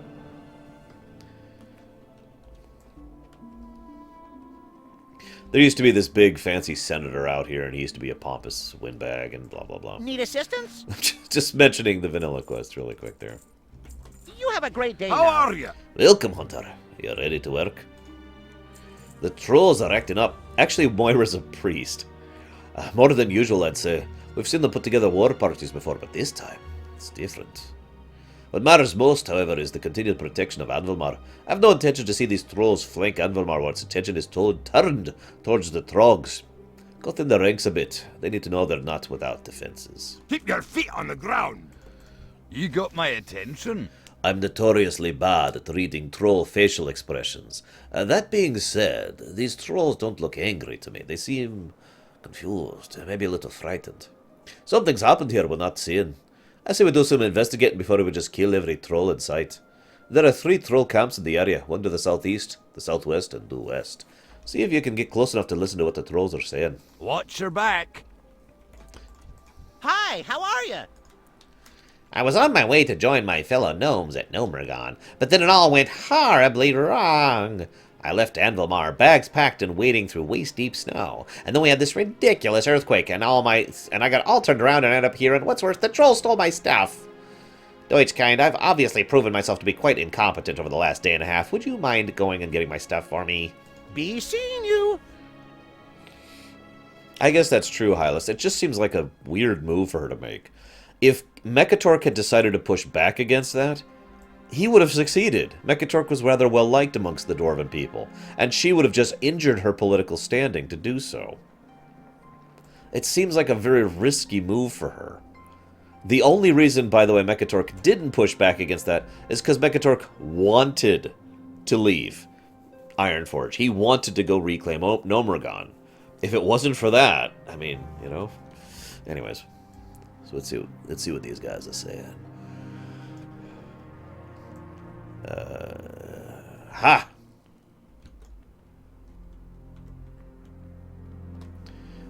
Ours be a land of ice and snow. But beneath the earth, child, there always be fire. The spirit come from deep down to talk to Greeknia.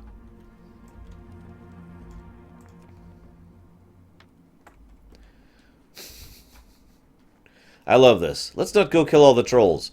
I mean, 5 feet away. Here's a quest to kill all the trolls. Okay. Doop doop doo doo. I will do whatever's asked of me. Doop doop doo doo. Doop doop doo doo. Doop doop doo doo. So yes, these are the Frostmane. Is now a good time to talk about them? I guess we could talk about them now. Ding ding ding ding. Ding ding. Oh, these were the Frostmane. Now they're dead.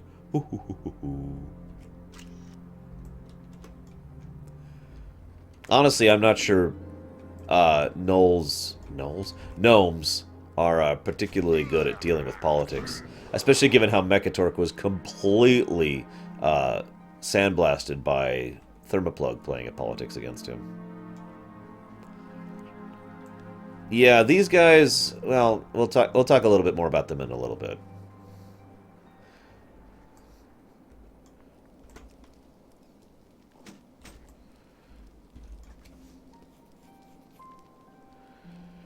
What we gonna do now, you ask? We wait. Greeknir says he's gonna talk to the elemental. Get it to fight on our side. Soon enough, we be taking over this valley. Soon enough.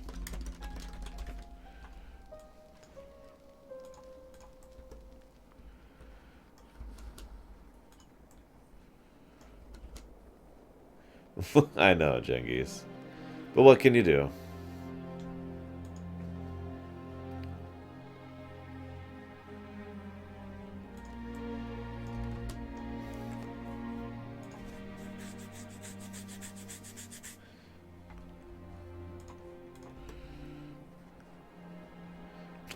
Hi, Deutsch.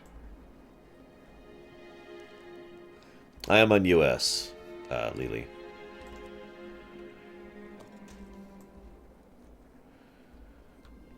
Where's the... Oh, there she is. God. I don't know why the spirits be rejecting us. Don't worry, child. Grekny is gonna help us get through this. Alright, well, we've got our information here on the Frostmane, such as it is. So, these used to be Drakari. You might be like, well, who the hell are the Drakari? The Drakari are one of the great troll empires. Yeah, I tend to agree, Hylos. Oh, stretch! I'll talk about a little bit more about the Frostmane as soon as we start the next series of quests. Don't let me forget to talk about the Frostmane. Hey! Once I get my tools, I'm out of here. Huzzah! You found them! Get ready, women of Gnomeregan. Here comes Felix. Now, which road takes me out of here? Off and away! What can I do for you? Hopefully that did the trick. Anvilmar will be safe from trolls for the time being. Now to find out what has got them so agitated. See you soon. Correct, Aye. Neurozaz. Interesting.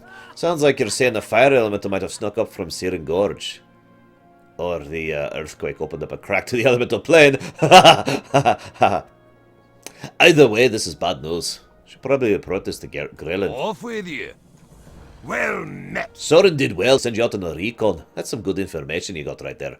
Trouble is, it just adds more work for us to do. The trolls, confused as they are right now, would still like to kick the dwarves right out of Coldridge, and I'm certainly not going to let some fiery demon take our snowy valley into a mountain lake. The troll leader and his servants and the fire creature should be all in the cave. Go take them all out. Be good. Favorite race to play as is Forsaken, yes. And yes, the book is actually arriving tomorrow. I actually got the shipping confirmation already. So, the Drakari. The Drakari, hang on, give me a moment. I've had this image up here for a while now. Is this it? Nope, sorry, that's the wrong image. Did I get rid of the image? Oh, here we go. Sorry. Okay. So, just to give you a really quick, super quick look at things here. So, you can see the Gurabashi Empire down here in the south. That was by far the biggest troll empire. You can see it stretched across most of the continent. There's the Amani. And up here is the Drakari. Now, when the actual sundering happened, most of the Drakari were actually found up north. And just, you know, they were stuck there, and that's where they ended up founding Zuldrak, and of course the Gundrak area. This southernmore area here, well, it ended up kind of being split off as a result of the sundering. When the Well of Eternity happened, and those lower trolls, yeah, I love this picture, by the way. Those lower trolls ended up here, in this region. So, if you can look at the more current map, now that we've got the continent here, the Frostmane Trolls basically controlled all of this area. In fact, it's arguable they controlled an even larger portion of this general region. No, we're reading it's Wednesday, Sugarville. That's what's been determined. It's going to be hell preventing myself from reading it Tuesday, because I'm going to want to, but I swore that I'd read it live for you guys with fresh reactions on Wednesday, so I will. That's from the book we're talking about right now, Nero says. The place is... What do you mean, Lily? Anywho, so yeah, the Amani tribe was left up here. The Gurabashi was left up here, and a few Drakari ended up around here, and they basically ran most of Dun Morogh. Quite some... World of Warcraft Chronicles Volume 1. Sometime later, quite a bit of time later, actually, the entire Earthen turning into dwarves, mechagnomes turning into new gnomes, you know, all of that stuff happened, and the dwarves came in here and pushed them out, basically. The dwarves, they were originally Earthen, obviously, but the dwarves pushed the Frostmane back into the corner. Now, I mention this because the Frostmane were completely cut off from the rest of their similar kin, whereas the Drakari up north, as I talked about when we were going through Zuldrak, became more savage and effectively more powerful on an individual basis. These guys had the exact opposite problem. They were limited in numbers and materials. They couldn't really do much. They basically had the opposite reaction to being cut off from the rest of the world and in hostile territory. They got weaker instead of stronger. So the Frostmane Trolls have never actually been in any real significant point or position of power ever since the Sundering. And so the dwarves really had no problems pushing them out. At this point in time... what, Magister? At this point in time, the Frostmane might as well not actually be a major power. They're basically a tiny power. They're right alongside Murlocs and Kobolds, for example. Specifically the Frostmine here. They are still a hassle. They still have to be dealt with. But that's it. You know, as opposed to being a major threat like the Drakari can be. It is worth noting these Frostmane are actually recruited by the Zandalari. But we'll get to that when we get to Pandaria.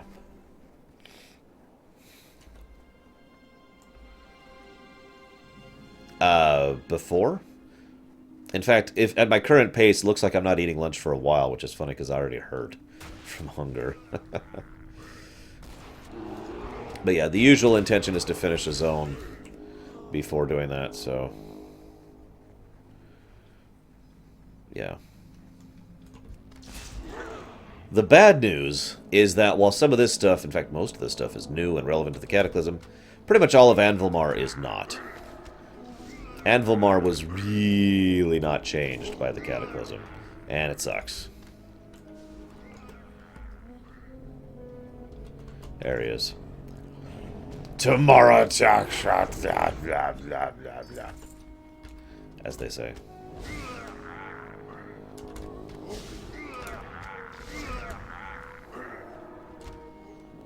Oh, didn't kill him.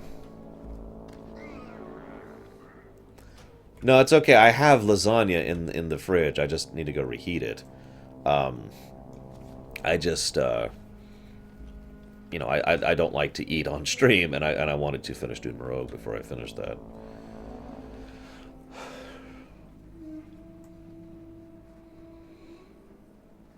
Oh no, you're absolutely right, Hylisk. What Hylisk says is true. In fact, this is actually a good way to emphasize just how overall threatening the trolls really are. These are beaten and battered trolls who are a barest speck of their original power, and yet they're still the biggest threat the dwarves face in this region. In fact, it could be argued the trolls were more of a threat to them than the trogs or the demonic horde were back in Warcraft. What's on your mind? I'm glad you've returned safely. While it might not look like it now, you've proven to be a tremendous asset in the protection of Anvilmar. Take this as a symbol of my gratitude. Thing. The presence of a fire elemental here in Coldridge is no small matter. That earthquake did more than just upset a bunch of trogs. It changed the world enough to tear a gash in the elemental plane. We would like to submit a report to Ironforge. Don't worry. Safe travels. This thing about the elemental plane being ripped up here will never come back again. Seriously, this plot thread is basically just abandoned. It's kind of a shame. I'll go with that one. Right. Ding picture. Ding picture. We'll do one right here. Hey, Frostmane!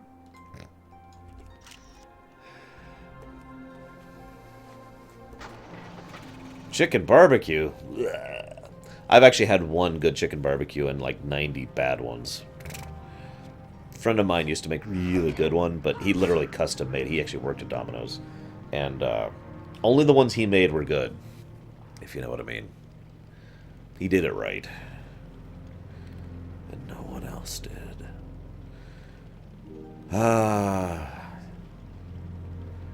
Gotta take that selfie first.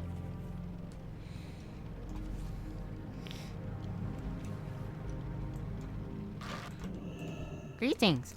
To Ironforge? Well, first you need to go to Kharanos. Before that, you have to go through this tunnel. Did you see that? The whole cave just crumbled. I guess it's good you got here when you did, and not a minute earlier. While this development makes the job of monitoring the cave entrance much easier, I imagine it makes it a lot harder for you to get to Kharanos. Wait! I've got an idea. The Gnomeregan airmen have a flight path not far from here. I'll send up a signal, and they should be able to help. Very good. Hi, how are you? Alrighty then.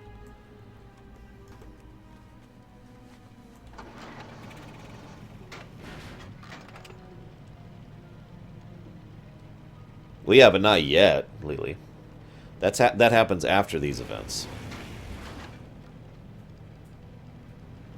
Don't forget, the Alliance was trying desperately to prevent Thrall from actually fixing the world. Good day to you. Because they're evil.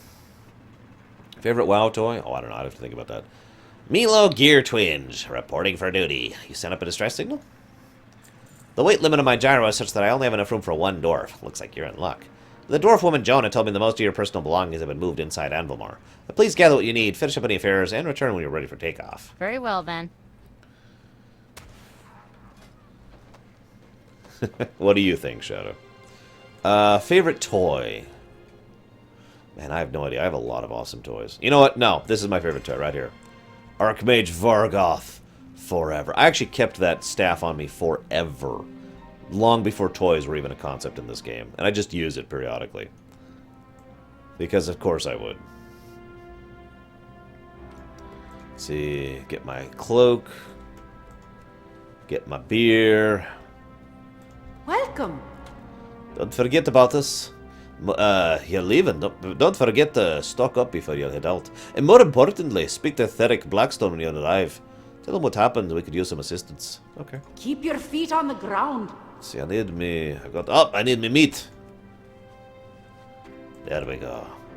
I've got my cloak, which is warmer than it looks. I got my beer, which is one for the road. And I've got my meat. Why does it always taste so much better the day after? Oh well.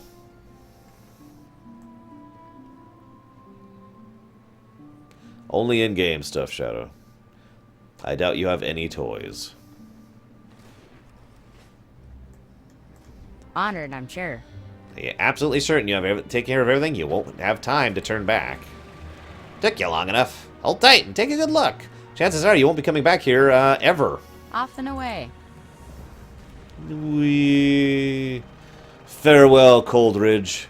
You're still one of my favorite starting areas. Is this thing on? Hello? Ah, there you are. Hello. I figured that while you're flying to Kharanos, I'd give you some data about what's going on outside of Coldridge Valley.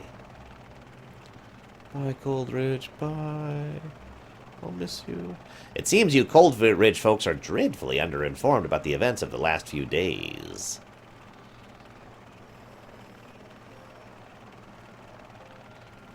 If you thought you had problems with trolls in Coldridge, wait till you get to Kharanos. The big cataclysm got the trolls all stirred up out here. By the way, look at my bear down there, guys. You see him?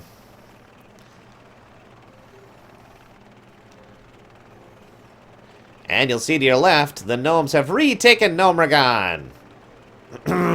Totally.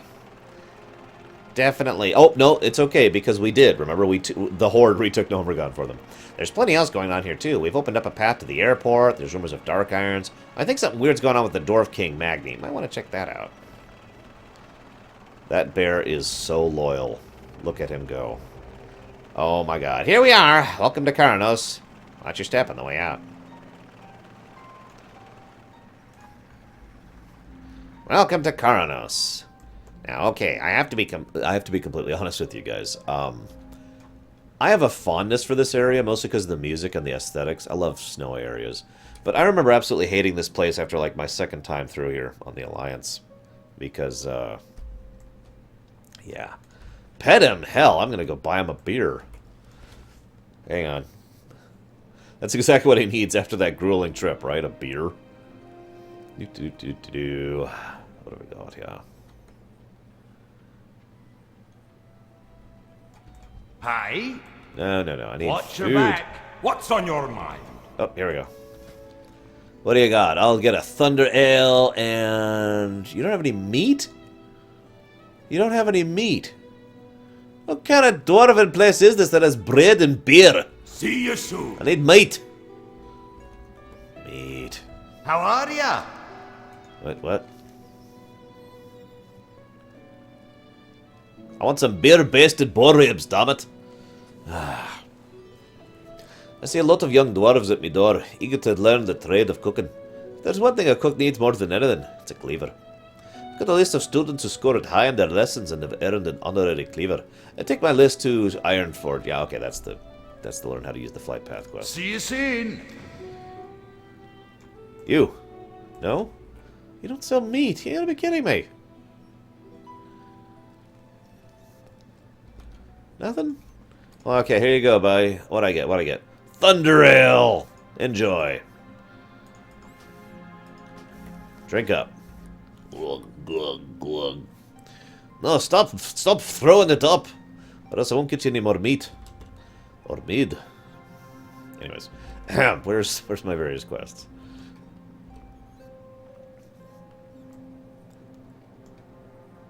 How are you? Coldridge Valley. I've got my own problems here. What, they can't deal with a couple of trogs and trolls? And an incursion from the elemental plane? Actually, on second thought, that's a lot. I'm surprised they're doing as well as they can. I'll see what I can do.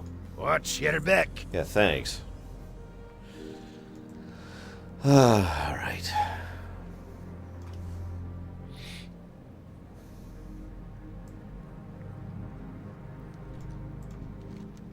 The cataclysm has thrown the balance of power in Morogh into question, Deutsch.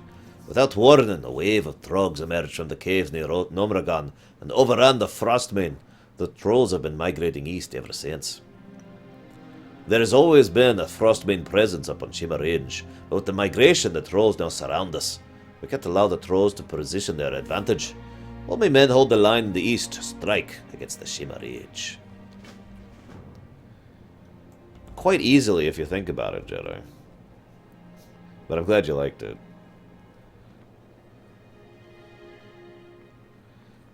Wait, seriously? Amazon Japan still's worldwide? Hang on, hang on. Amazon Japan. It's even in English, holy crap.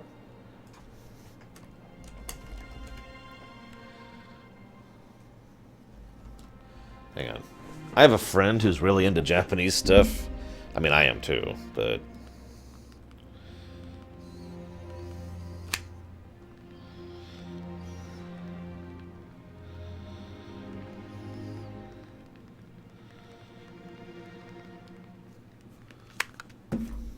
Anyhow, where the hell was I? Talk to me. I'm on a quest to make the perfect stout. I know I can do it. Brewing's in me blood. I just need to find the right recipe. The Frostmane Trolls grow a plant, shimmerweed, up in the Shimmerweed Valley. They use it in their strange tribal rituals. We haven't found much use for it, but it has a unique taste, and I want to experiment with it in me brews. Obtain the Shimmerweed will be dangerous, but I'll pay you well for any you can borrow from them. Off with you.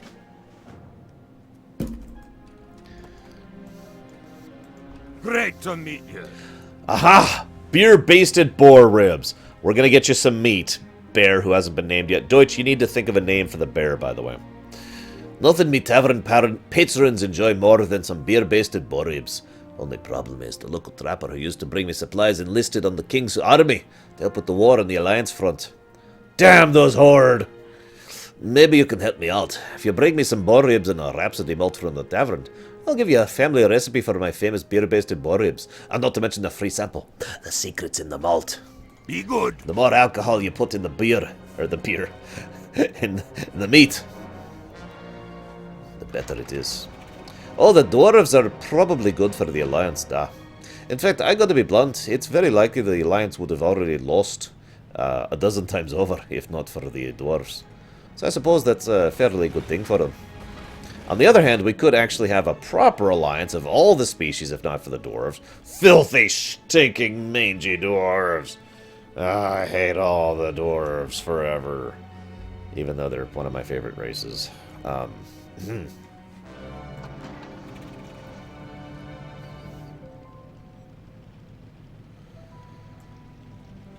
Yeah, I think Deutsch has left us. Welcome. Yeah, sure, I'll go to Kharanos for you. See you soon. Why not? Anyways. My tongue's drying out. I'm having trouble with my accent.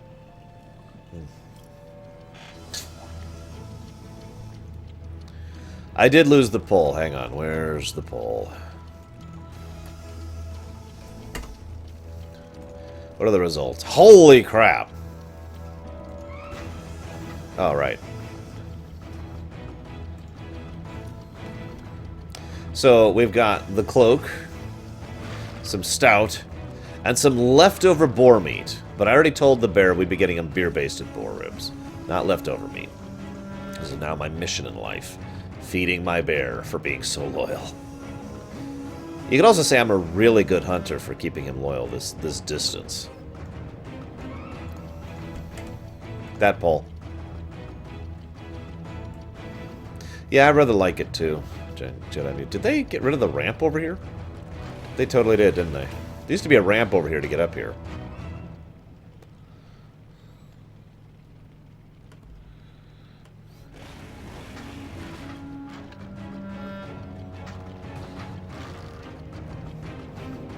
I will make my way up this area. Apparently I won't. I should just give up. I should just give up.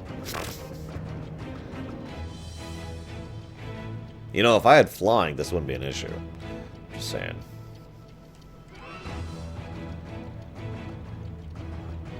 And it's a dead end. Damn it.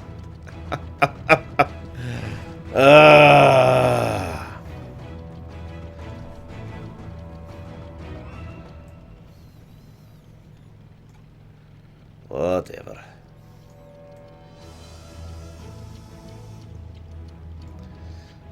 Well, in fairness, I'm riding in the motorcycle. I'm not piloting it or driving it or whatever.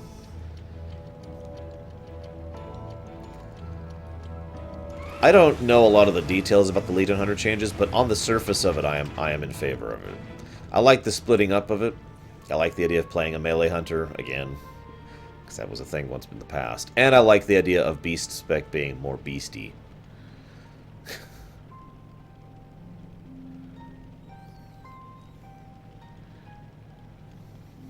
So, overall, I am in favor of the idea. Hey, we're here!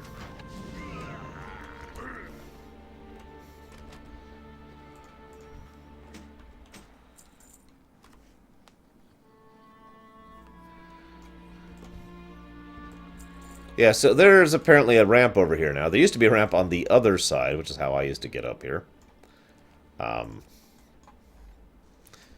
Shrug. I don't even know what else to add to that. I haven't actually done these quests in a long time. I did these quests once, basically, when Cataclysm came out. On my Draenei, actually.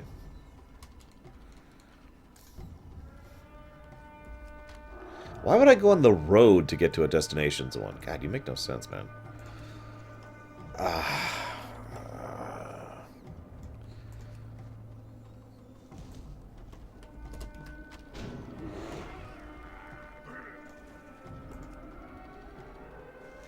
Okay.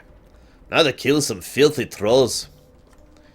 What's funny is they talk about how the trolls have them surrounded and have pressed eastward, and yet this is actually the same location the trolls have been at since vanilla. But whatever, you know. We'll just pretend that they weren't here before. If I have to get... Why do I have to get something? I don't like alcohol. I don't want to drink alcohol.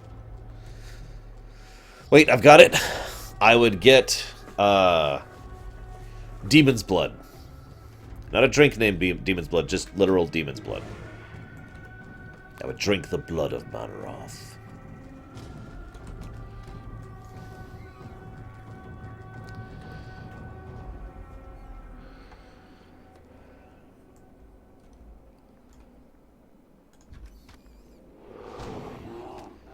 No, I think it's pretty understandable what you're trying to go for. Milk? Why would I order milk? There's also tea in the game, too. But no, I'd totally go with Demon Blood.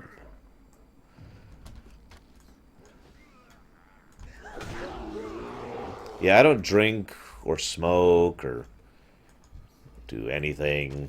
I play video games, dude. That's what I do.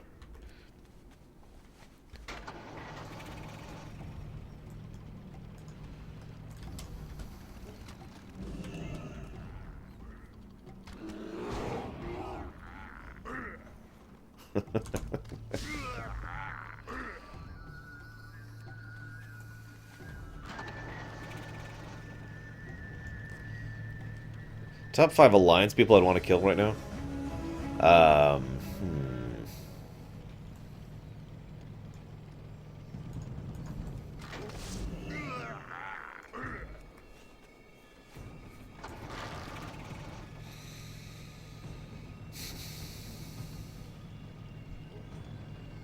No, I am not brave.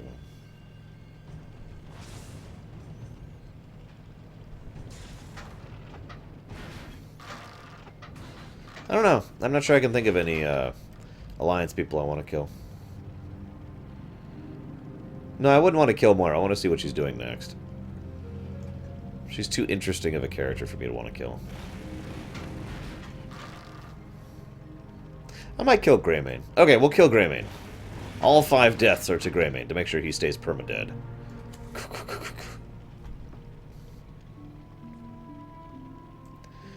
Why would anyone try Mother's Milk?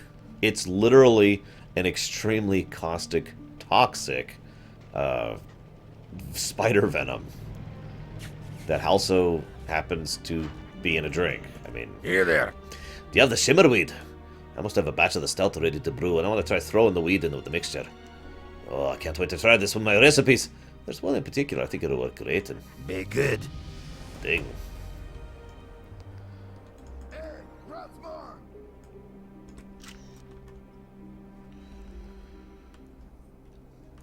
Ironically, it's the realm I'm on right now. Kargath.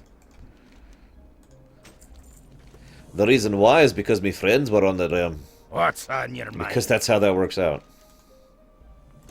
Off with you. The Wendigos of the Grizzled Den. These are all the same damn quests. Hang on, I'm just gonna pick up the Great quests. to meet you. Keep your feet on the ground.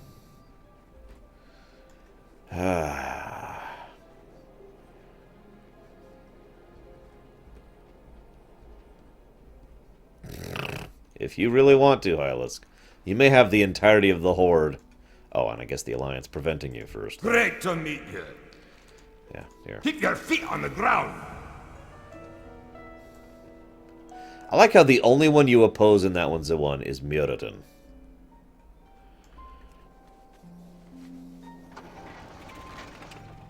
Kargath was up on day one. What are you talking about?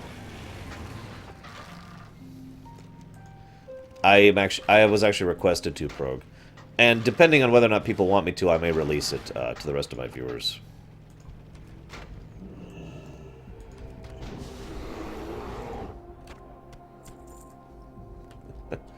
So I want to kill all the good people of the Alliance. But why would you want to kill Morogh? No, Jedi Mew. I have never seen a dwarf female with a beard, sorry. Wrong setting.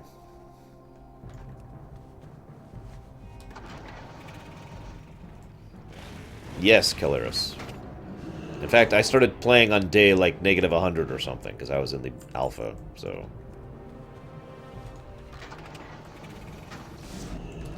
But yeah, I've never actually changed servers.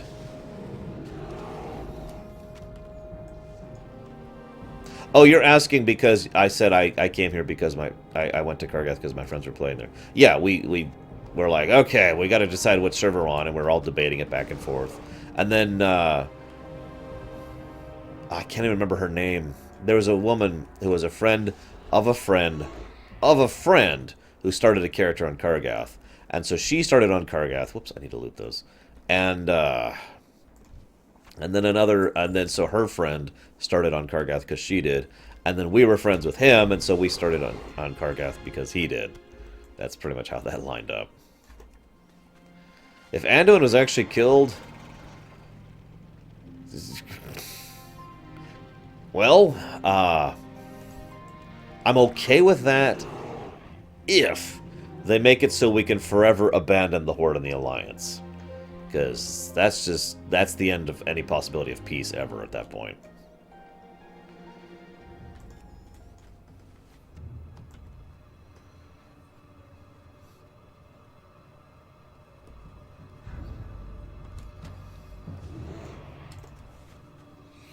Because seriously, we already have the stupid Horde and the stupid Alliance. We need to be able to be part of the group that have brains organization.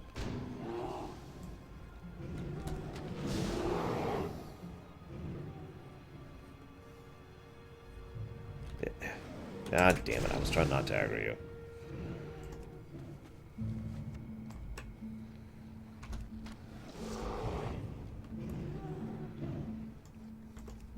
I imagine that would solidify his resolve towards war, personally. Be good. Oh, the Gilneans just need to all be extinguished. I mean, let's be honest with ourselves. Anywho, I should probably read some of these quests here. The Cataclysm drove the Cataclysm drove the Trogs to the surface in hordes, forcing the Frostmane Trolls to flee.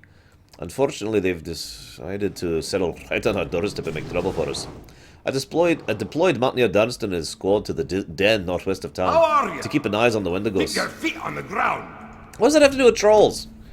But now I need to recall them, find them and tell them to deploy the remote observation bots the gnomes provided. Ah. I actually agree with Permeus, to be completely blunt.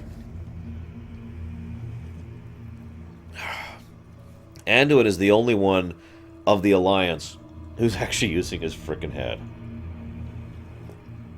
His only real flaw is that he's too pacifist. He's kind of like Thrall was. And that is a flaw. But, it would be nice to have someone with a freaking brain in charge. Just for a change of pace, you know? Just for once. Can we make that a thing? No? Okay, okay.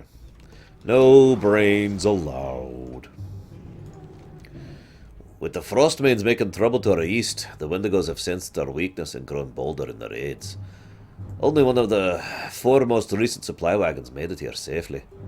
The Wendigos have made off with the rest, stashing it in the Grizzled Den, a cave southwest of town. If you're willing to go there and recover the supplies, you'll have the gratitude of all the people. You know, Wendigos have been a problem for you dwarves since vanilla. Why haven't you dealt with these guys yet? Seriously. What's on your mind? Deploy the bolts. Can't wait to get out of here and help fight against the trolls. Death to the trolls and to the living. I'm telling you guys, Anduin just needs to split from the Alliance. And then I'm joining his faction. The Have-Brains faction.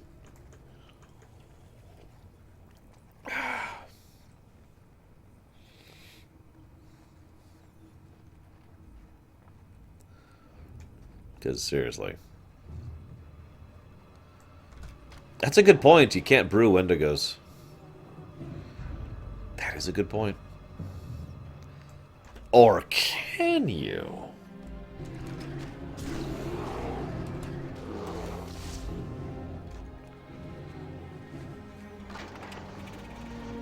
Why would Jaina get together with Varian?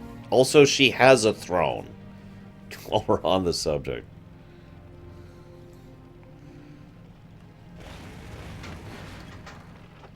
What is a lore run? It is a run of the game where we discuss the lore of the game. In simplicity. Hello. Did you get any of the missing supplies? Well done, Deutsch. The Mountaineers will be glad to hear the half rations are at an end. They'll need all their strength they can to fight the Frostmanes. Safe travels. Ding, apparently. Now that you've dealt with the Wendigos, we should be able to focus our efforts on the Frostmane Trolls to the east. And thank you for your help. Our forces are deployed very thin these days, and 3 Mountaineers could be the difference between defending Kharanos and being overrun. Most of the Mountaineers in steam tanks and Morogh are battling along the Frostmane front, which is approaching us from the southeast. We can barely hold the trolls back, let alone advance into their village. They've blocked our path of approach with mysterious totems that choke the Mountaineers who come in range, leaving the victim helpless against their enemies. This stone is inscribed with a rune of fire. It should be able to destroy the totems and free our Mountaineers. Oh, okay. Let's do it then. But wait, who's this? My, you're a tall one. I should go back to Gnomeregan and continue the research for a cure for irradiated gnomes, but I stayed behind in Kharanos because the town is my home, and I wanted to help defend it from the Frostmane. I've been working on maintaining and repairing the steam tanks. For some reason, Frostmane scavengers have taken a liking to the gyromechanic gears I need to complete the repairs. They're over at the Frostmane hold. Will you help me get those gears back? Alrighty then.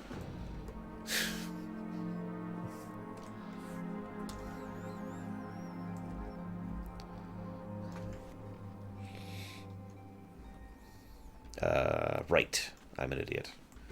I forgot a quest.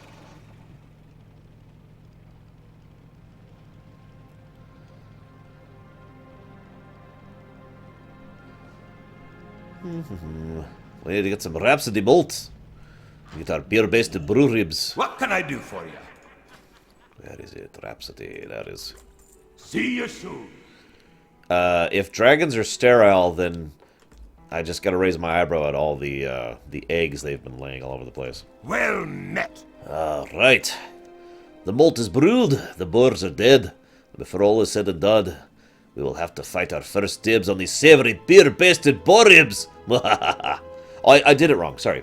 The malt is brewed, the boars are dead, and before all is done and anything said, we will have to fight for first dibs on savory beer-basted boar ribs. There we go, said it right. Safe travels. Where's... I don't get it till level 11. I'm putting these beer-basted ribs aside and deleting that because it's irrelevant.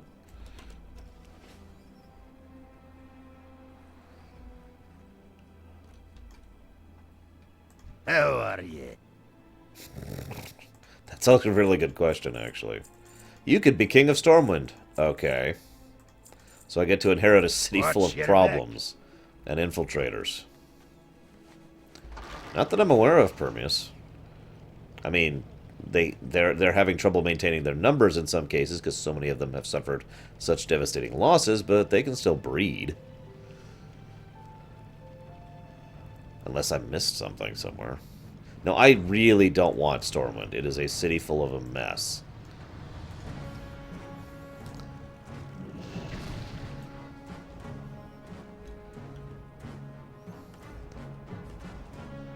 Hey, Narlix. We're trying to beat back the Frostmane. For some reason, they're actually making a good goal of attacking us.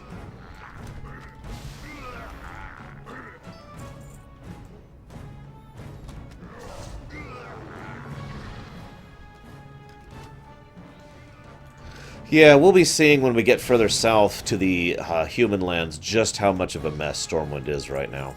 They really were not prepared for anything. Like, at all. I mean, seriously. They, how do I put this as nicely as I possibly can?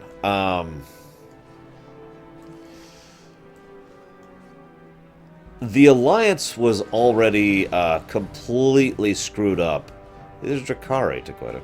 Weak Drakari, but still Drakari. These are trolls. That's how they're advancing. Anyways, where was I? Right, so the, yes, I did, Zilon. I am not reacting to it for obvious reasons. The, God, I've lost my train of thought. The Alliance was screwed up by Onyxia first. Stormwind, in particular, was completely screwed over by Onyxia. First problem. Then they finally got Onyxia out of power and put Varian in charge. Now, Varian is many things, but he is not what you'd call a peaceful leader, aka someone who knows what the hell he's doing when not at war. So... And this is also back when Varian was an idiot, I just feel like adding. So we've got an idiot who also has no idea how to deal with, you know, the problems of running a kingdom, in charge of a kingdom that is basically broke and ruined and suffering severe problems in every corner. Then they charge into Outland, which was expensive. Then they charged into Northrend, which was worse. Then the Cataclysm happens. So yeah, the Alliance, or I should say more specifically Stormwind, has basically not actually had a chance to recover at all since WoW started. Since Warcraft 3, arguably. Like, their last bit of good luck was them rebuilding Stormwind. And we all know how that went, don't we?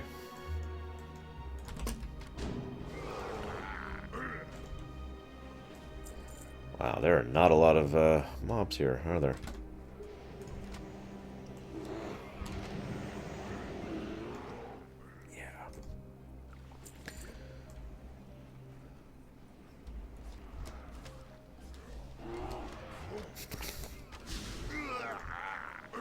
Yeah, pretty much darker. Those are constrictor totems, a very specific form of voodoo totem that literally chokes the life out of someone. Here, let's watch this dwarf slowly get killed by it. So as you can see, it doesn't really get across. The point is that it literally strangles you to death, bit by bit, while preventing you from going anywhere, keeping you in one spot. It's a pretty insidious thing, actually.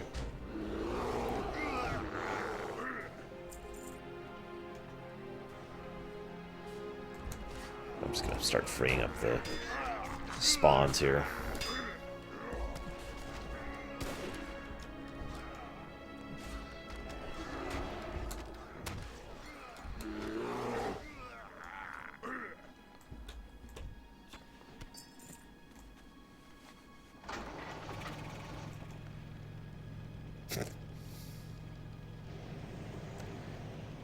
I do actually rather like the Juggernauts model. Always have.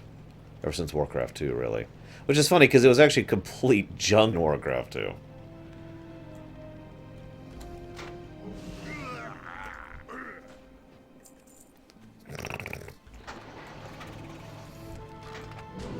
Yeah, Garrosh is...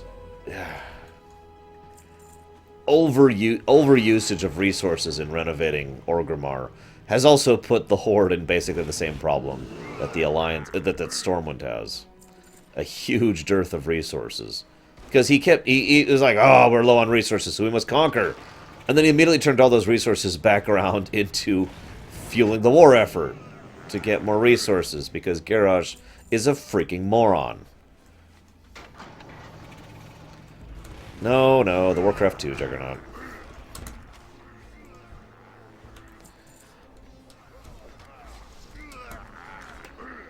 Oh my god. I just need one guy who drops a freaking gear. Doesn't help that there was another player around here. Yeah, those spikes aren't cheap. Seriously. Up.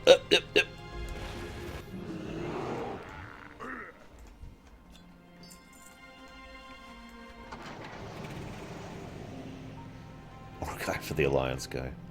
Oh, there's one. No, quick. Oh, got him. Okay. They're not spawning Zawon. That's the problem. There's nothing but scouts around here. That's why I'm killing the scouts to free up the spawn nodes. Because I'm trying not to cherry pick. God, Zawon.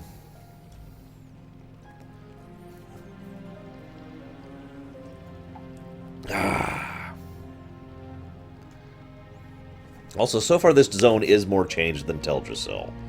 So, I stand by my earlier statement that Teldrassil is the least changed zone. Pleased to meet you. And not counting Silithus, obviously, because we're not even talking about that stupid place. These pilots can't wait to get back to the field with their steam tanks and go kill all the trolls! You mean make it even better than ever, Darker? Yes, I do. Good question. Honestly, no, I don't. I have a lot of faith in the Chronicles book, especially what I've seen so far. Be seeing you. Finally, some good news from the Frostmane front. We'll have the Mountaineers press the attack immediately. Now we just signaled the Gnomish allies at Steelgrill to start their advance. With your help, we've managed to push forward towards the Frostmane retreat. Our forces will soon be in position to take down the Frostmane Troll's reserves, leaving the village open to attack. That's where the Gnomeregan covert ops team comes in. Their technicians have figured out a way to deploy operatives behind enemy lines without alerting the Frostmanes to our presence. Head to the grill, just northeast of town. Yeah, it really would. If the book is bad, then yeah, that's terrible. Since the whole point of the book is to solidify Warcraft lore. In a good way, you know. We'll see. I'll see tomorrow. You'll see in 2 days.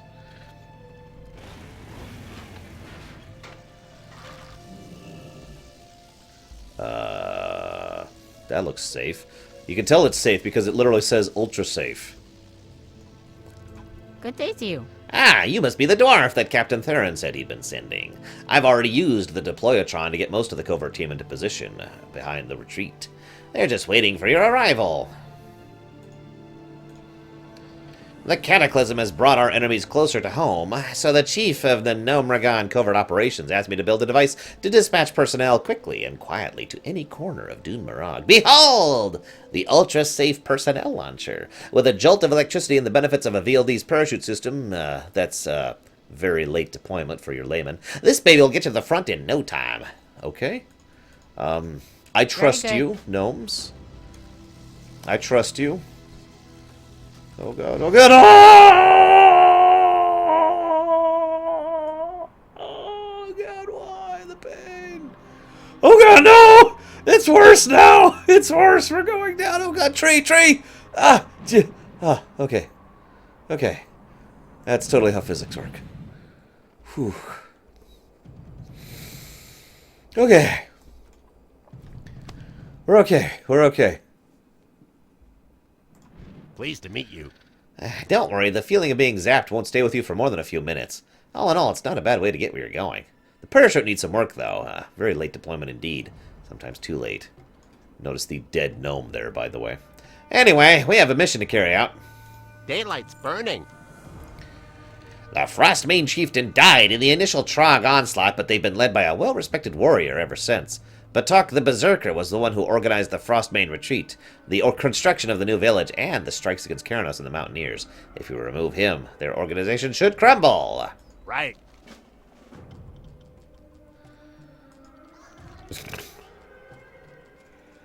Nelber's technicians have been up all night helping us to prepare for this strike. Aside from building and tuning the personnel launcher, his men have prepared the covert operations air wing for a strike against Frostmane. Take this flare with you and set it off near the cluster of villages. Okay. Be seeing you. Greetings. We need to halt the constructions on this Frostmane village. If we let them get too entrenched, it'll be more difficult to remove them from here permanently.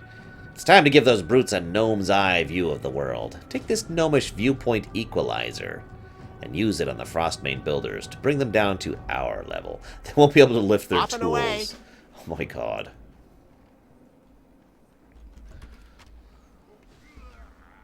Where's... Bear? Bear?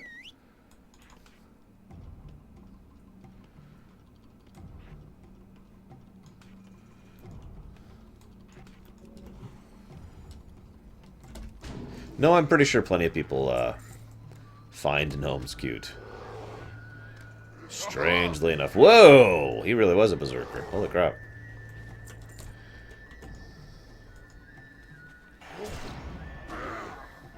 No, make me small. And my bear killed you anyways.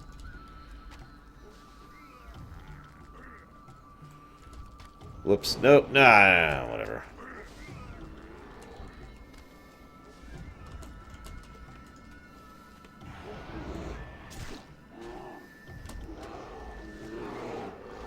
We are shrinking the workers, if that wasn't really obvious there. So they can't lift their tools. It's the humane way to deal with them rather than killing them. Although my bear seems to disagree with that.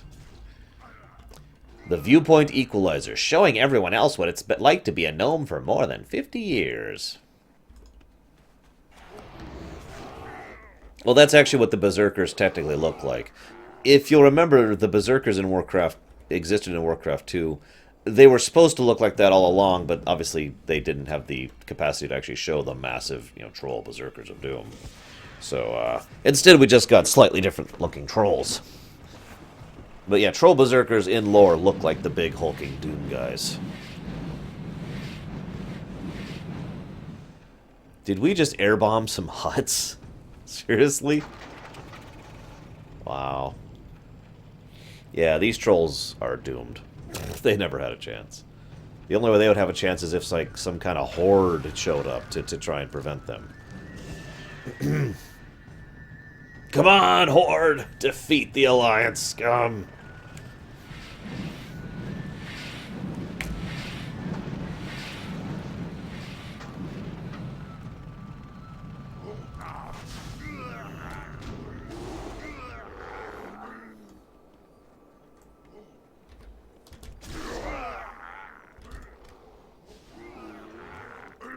I'm not sure we actually have Zoan. I think we'll talk about that elsewhere, though, when we really deal with the troll berserkers. Can I help you? Well done, Deutsch. That'll teach them not to mess with our home. You have a great day now. Salutations. Excellent job. With Blackrock dead, I'll send the signal to Capital Theron.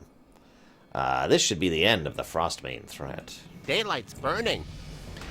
Both of you in the air wing performed admirably. There's no way the Frostmanes will remain here now that all that remains is mopping up the survivors. Captain Theron asked me to pass along his thanks for your help and congratulations on a successful mission. He and his men are cleaning up the last of the trolls and tending the wounded. He also wants you to check out reports about troll raids on Amberstill. Be seeing you. Well, I can go check that out. So, guys, what spec should we be? The awesome spec? The terrible spec? Or the god-awful spec? Take your pick. No bias. No, seriously, why don't we set up a poll for that? Hang on, poll. Let's check this one. Okay, Warlock it is for that.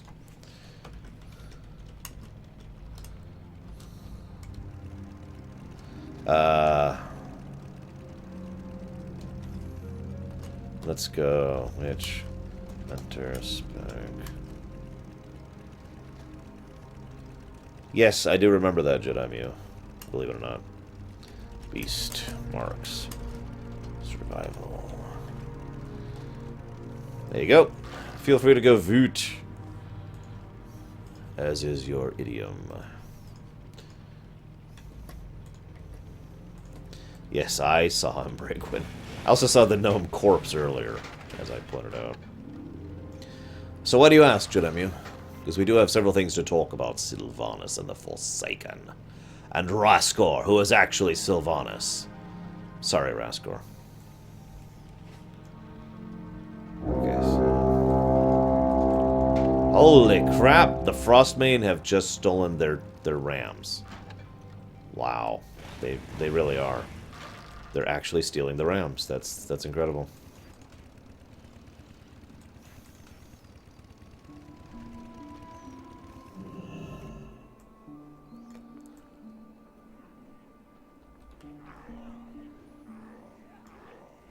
What can I do for you? So you're the one who's been helping Captain Theron. I've seen your name in the reports. Hello, Jimky. You might be just the hunter we need to secure my ranch. See you soon. Well met. The reports I'm sending Captain Theron can't really convey the amount of trouble the Frostmines have created for us. Your assault on the village has started to relieve some of the pressure. The raids are still frequent, but the trolls don't have the numbers they once did. Even so, me men are tired, and morale is flagging. Would you help us keep watch for any raiders? Sure. Be good. Alright, next problem.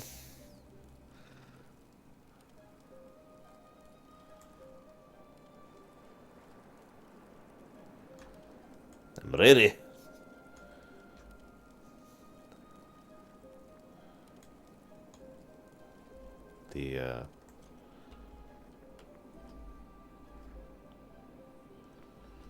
But Beast is the druid spec, Zawan. Don't you want to play a druid? Give in to the druid side. Oh crap! There's more raiders.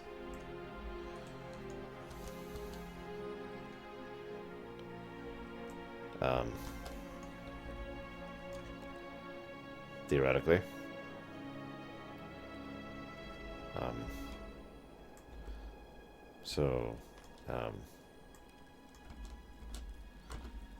Yeah, we did it! What's on your mind? With your help, we've managed to weaken the raiders considerably. They haven't suffered such losses since our raids began. It's now time to press our advantage. Keep your feet on the ground. What's on your mind? Oh, that was great. The rams we raise and train near at Amberstill Lanch have been long the choice of mounts for Morogh's mountaineers. Aye, there's a few here, but not enough to guard me family and all the animals. A few brave Frostmane raiders have taken to stealing our rams under the cover of night, taking them south to the Tundred Hills. Would you be willing to retrieve them? Yeah, sure. Safe travels. What's on your mind? We heard the cries in the middle of the night. Then in the morning, sure enough, the herd was missing 2 rams. That dastardly beast known as Vagash has been preying on our livelihood. With Ironforge's troops already spent thin, there's no one to keep Vagash at bay. Perhaps you're brave enough to go out to slay the beast. Okay, I can do that. Off with you.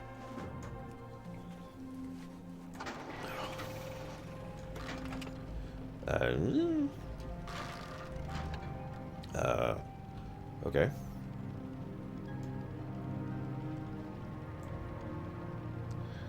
Ha! A road. What a novel concept. I never would have thought of it.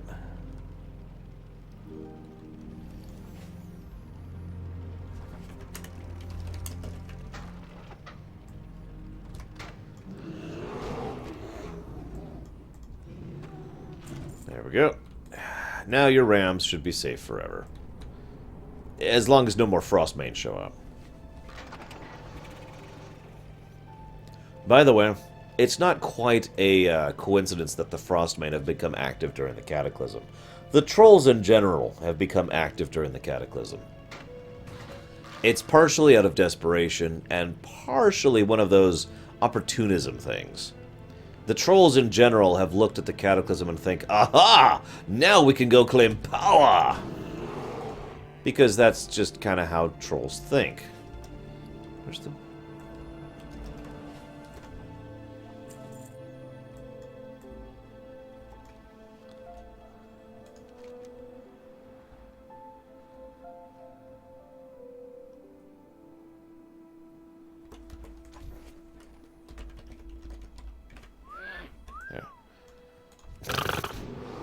I like how that's the whistle I do, and they're like, oh god! Yes, there is, Jimkey. And here's your link.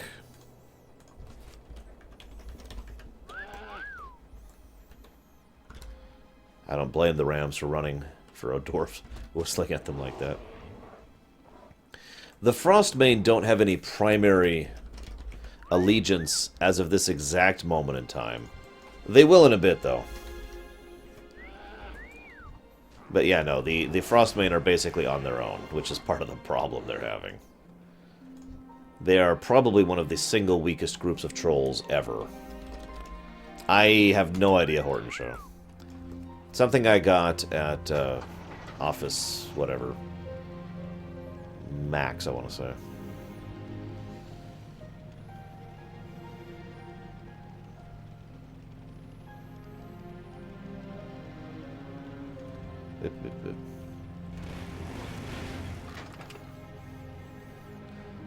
Not yet.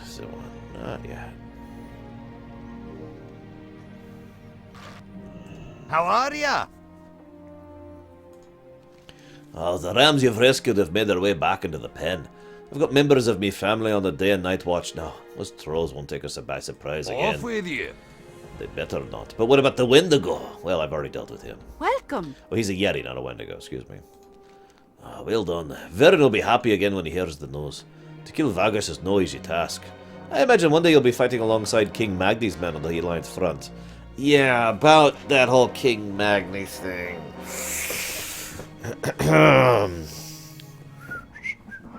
Watch your back.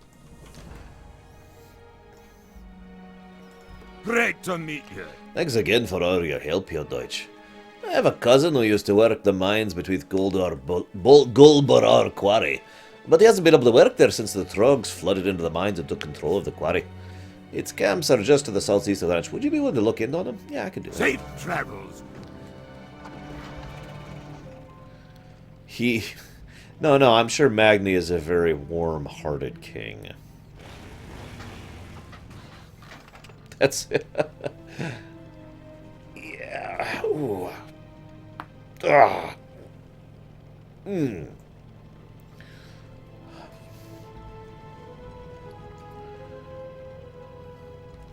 Don't worry, in one more level I will finally feed my bear.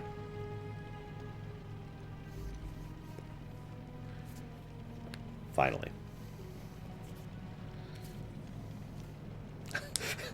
You know, if I didn't know this game, if I'm zooming... this game is so weird sometimes. So, in case you missed it, I'm driving up, and there was someone who was on one of the flying... the Headless Horseman mount, right? Just flying by. If I didn't know everything about this game... Well, not everything, but, you know, if I didn't know this game... I might be a little weirded out by suddenly seeing a flaming horse just take off into the sky right in front of me.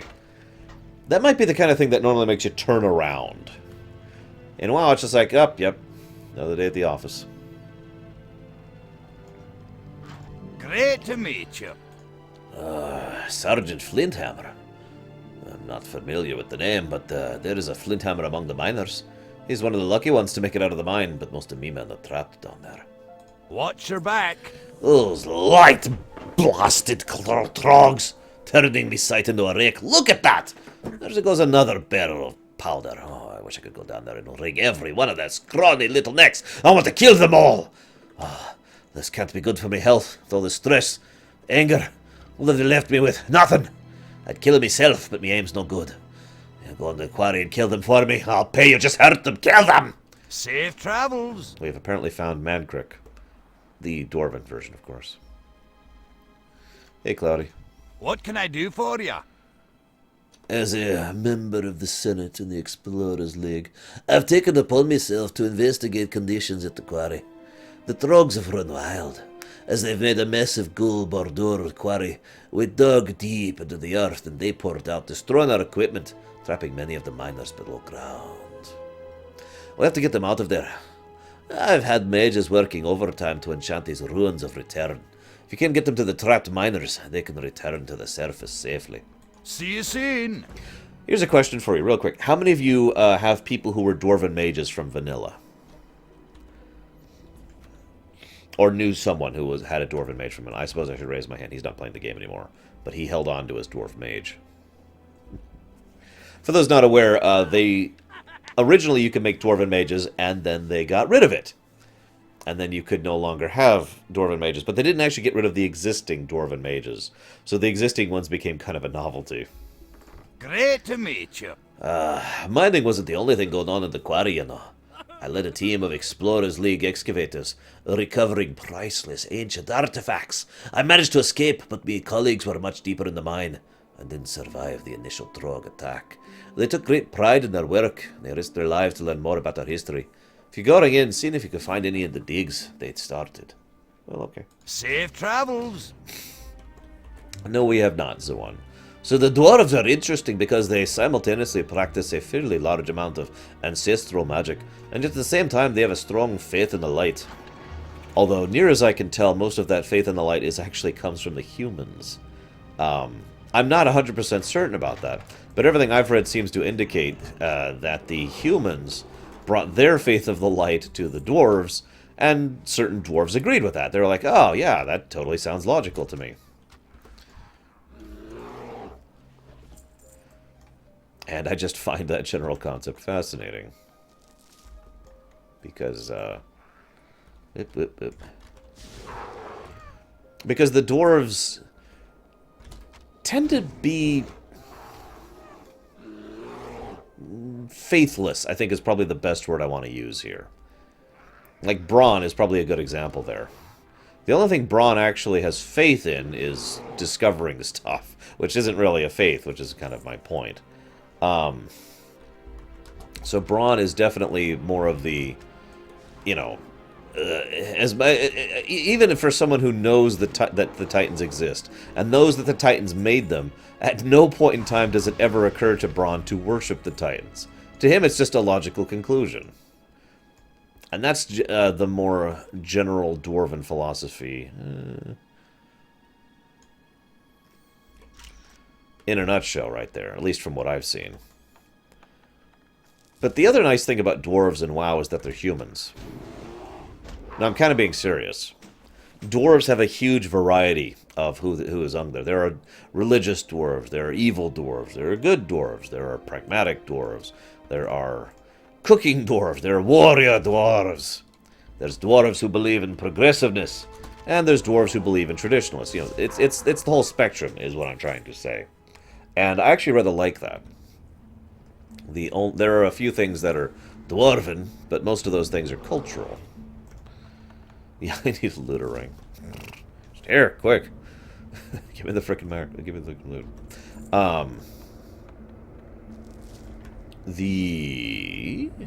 You got my attention. Like, for example, the, okay, this is admittedly a much more recent thing. But this is still indicative of Dwarven culture. Remember, as we discussed earlier, they really had kind of a thing against magic. How are ya? At least partially because of what Tharasin did. And by partially, I mean that's probably the primary reason for it. And yet they still get along with human and gnome mages just fine. They don't judge them for their magic as long as they're using it within reason. Similarly, they themselves are not actually opposed to using magic, as long as it's under certain circumstances. And again, that whole runic magic thing coming in again. In fact, if you were paying attention, this specific spells, if you want to call it that, we're using right here are runes. We are actually giving them effectively one-shot hearthstones, which in lore is, like I said, is a rune. Oh, I don't know, Zoan. Maybe it was in beta? Hang on. I gotta make me look this up now.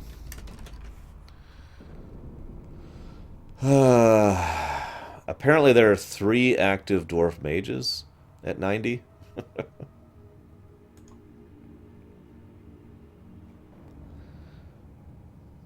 Yeah.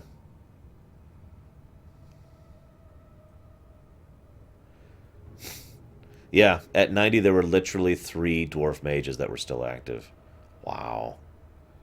That's crazy.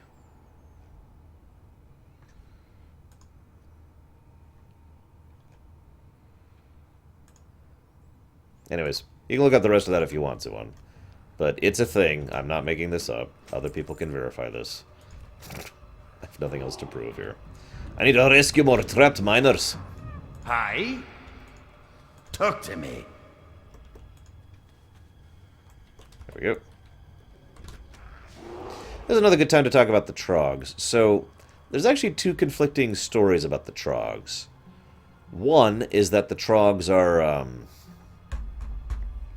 like, okay, so here's Earthen, right? And then Dwarves were some of those who are Earthen, who are cursed by flesh. And Trogs are the others. Then there's another conflicting story about that, and I'm hoping the Chronicles book clears up which of these is actually canon. The other conflicting story is that the Trogs were prototype. Prototype Earthen, I want to stress. Not prototype Dwarves. Prototype Earthen. And then they decided they were a failure, and being the Titans, they decided to seal away the Trogs in the earth. Basically putting them into a form of stasis in their stone form. We actually do see a few stone Trogs in Deepholm when we get there. I'm not sure which of these is true, unfortunately. I suppose we'll find out, well, I'll find out tomorrow. You'll find out in 2 days. What's on your mind? Ah, little relief. I'm happy to see you are able to find so many miners. I'll make sure their families are notified immediately. The Senate will want to know of your role in winning back the mines. See you soon. Yeah, by the way, Dwarven Senate is, Hello. I'm trying to think of how to describe it without just being incredibly violently horrible. I mean, Dwarven Senate is almost fascinating in how completely irrelevant it is. Seriously. The Dwarven Senate is what is it basically runs the bureaucracy of the Dwarven people, and yet I know I'm not going to Dakota. I'm just, if it shows up early enough, maybe I'll read it tomorrow. That would be really awesome. I doubt it though. It's probably going to show up at like 3 or something. Dwarven Senate. They basically run the bureaucracy. They keep in charge of the day-to-day little things of running the country. But I find it amusing because the Senate is simultaneously integral to the functioning of the Ironforged dwarves, and has actually no real power to decide anything. They are the machinery that keeps the function going, and yet they can't actually change anything because Dwarven society is extremely aristocratic, I think is probably the best way to put that. So I do always find it funny whenever we deal with the Dwarven Senates and how they might as well not even be there as in terms of actually deciding anything when it comes to the fate of their people, you know? Hi? Were you able to find any artifacts down there? Oh, thank you for recovering these artifacts. I will see to it they are displayed in the Ironforge Museum, along with the story of those who died to get them. Watch your back. But let's see how this gentleman, Mr. Mancrick over here, is doing.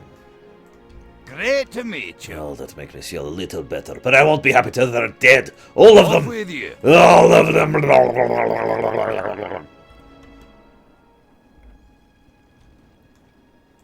What can I do for you? You've been of great help in securing the mines and rescuing the trapped miners. The Senate will be heartened to hear that you and Captain Theron's Mountaineers have made progress in securing Morogh. What worries me is I haven't seen any reports from Sergeant Barham and his detachment. They went east, along the road to Helmsbid Lake, and ordered them to set up a small outpost. Would you go and check on it? See you soon. I suppose I can do that. So hang on, where's that poll so I can finally decide my spec? Should be here. Yep. What do we got? Well, I guess I can just do this.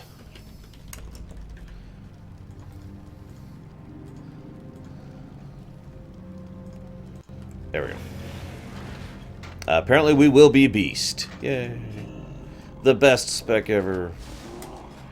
As we all know. At least it was at certain points in history. It's not really quite there yet. So, ladies and gentlemen, we are finally going to feed the bear. Feed the beer-basted boar ribs. Eat up, buddy. You earned it for the last, like, hour or two of slavering service. If you're really lucky, I'll give you some more later. Actually, no, let's put it way up there. Okay. Trogs. So, the reason the Trogs are a recent problem is twofold. Number one, the dwarves have become more and more curious about their surrounding territory, you know, the whole Explorers League thing with Braun. And so in a lot of places, the dwarves have gone digging. Ugh. And in so digging, they have opened up the vaults where the Trogs were being sealed away. So the dwarves literally unleashed the Trogs on the world and on themselves. But the other thing, and this is also a recent thing, is the Cataclysm, which also shifted a lot of things and released even more Trogs on the rest of the world. Near as we can tell, there is no such thing as actual Trog society or culture or anything, really. They are basically, like, one step away from animals. I would actually call them less intelligent than some of the creatures we've encountered, like griffins or wyverns, for example. But they are very, very strong and very durable. And that's a problem. How are you? So that's why we're still having issues with them. It's a good thing to see the Senator didn't come out here on his own. It's dangerous. And we're going to need all the help we can get. Safe travels. Hello. Kurgan told me of the cataclysm that upset the balance of the elements all over the world. The lake to the south used to be beautiful and tranquil, but now it's overrun with agitated water elementals. When they started to leave the confines of the lake, I sent my troops in to keep them busy, but most of them are frozen in blocks of ice. If we can break them free, they have a chance of recovering. I cannot spare the men for a second expedition. Would you be willing to try? See you soon. Yeah, sure, I can go save your men. What can I do for you? And this is a shaman. But also, I think a wild hammer. The elements are in turmoil, Hunter. The cataclysm stirred up the long-dormant spirits of Helmsbid Lake, just to the south. They're angry, confused, unwilling to hear my pleas. I've tried everything I know to calm them, to persuade them to stop lashing out and attacking the Sergeant's mountaineers. It pains me to say this, but we've no other option. We must kill the elementals. Keep your feet on the ground. Yes, so as Jedi Mew points out, who here remembers having to keep your pet happy back in the day and how much of a colossal pain that was? Walking into battle with ammo and with food. And specific types of food, because each pet only took one different type of food. And you had to keep them at highest happy because that's when they did enough damage to be considered worth a damn.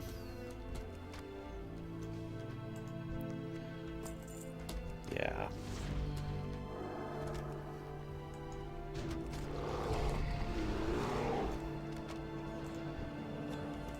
Remember when it was possible to actually lose a pet due to unhappiness? It took a bit of effort to do that. Like, they had to stay at max unhappiness for a fairly decent chunk of time. But you could literally just lose a pet doing that. Just gone. He leaves you. Farewell, Dakoita. May the wind be at your back. Oh, we're done.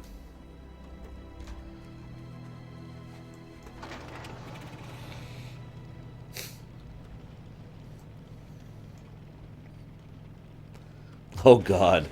Yeah, when rogues needed to go herbing or buy herbs in order to get vanished powder.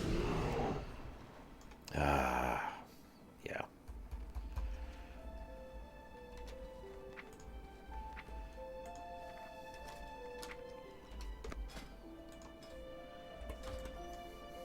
How are you? You've done it! The Mountaineers are returning the cap, and our medics will have their hands full. We're all in your debt, Deutschkind.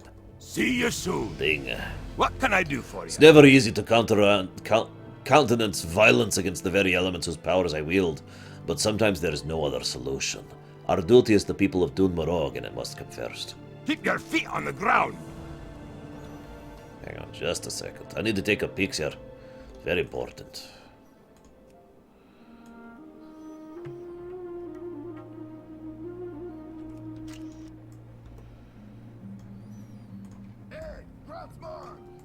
Great to meet you. A cadre of Dark Iron spies have taken over Ironbeard's compound to the south, beyond Helmsbid Lake. The Mountaineers are normally able to keep them from getting into Morogh, but everything's in disarray right now.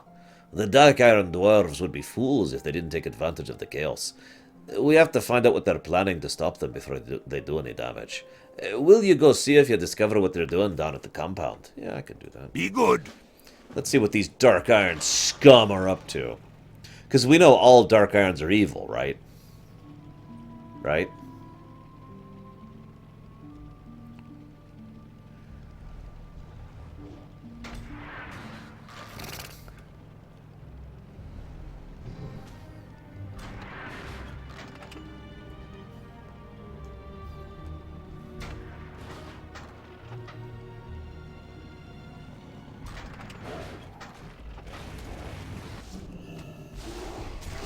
All I have to say about the whole ammo thing, by the way, just my personal perspective on this. When I GM for D&D, I don't make my players keep track of their weight limit unless it matters. That's my perspective on it, pretty much in a nutshell.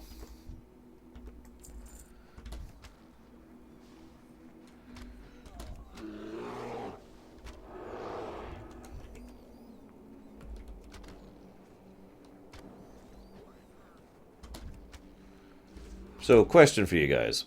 Which particular faction of Dark Irons are these loyal to? Here's a hint. Here's a hint.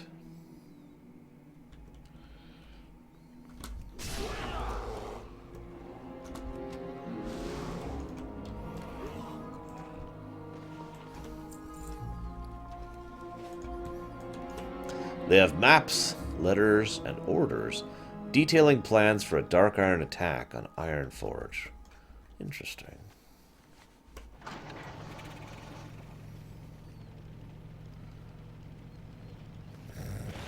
Wow, Braven.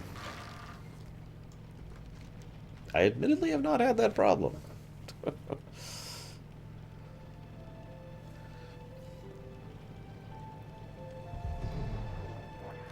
So these are Shadowforged Dark Irons. Specifically, so as I mentioned, the proper Dark Iron Empire doesn't actually exist anymore. We took out Thorazin, and Moira fled, and the entirety of the Dark Iron people fractured after that happened.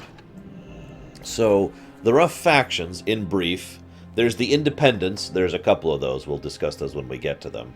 There's the ones loyal to Moira. There's the... oh god, I suddenly can't think of their names. The blacksmithing guys, who are actually neutral, who basically don't give a damn about any of the other politics, they just interested in smithing. And then there's we're going to call them the Loyalists. The Loyalists are the ones who are still loyal to the Twilight's Hammer and to the Elementals, despite the fact that they have effectively been freed of them. The Thorium Brotherhood, thank you, that's the third faction. The Thorium Brotherhood. Hey, Jango Fett. But the final faction is the Loyalists, aka the Shadowforge. The Shadowforged Dark Irons are the ones who, either willingly or otherwise, still are part of the Twilight's Hammer forces, and therefore could be considered one of these small pieces of the overall Unzoth Empire.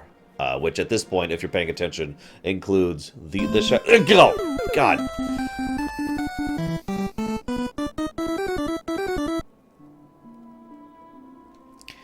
Which at this point includes the Shadowforged Dwarves, most of the Naga, the element of fire, most of the, pretty much all of the elements of fire, some of the elements of wind, the Twilight's Hammer, and I think, and the Nagaraki, and I think I'm actually missing another faction in there. So now I need to go see what was donated. Give me just a second here to get to it. Oh my god, there we go. That startled the crap out of me.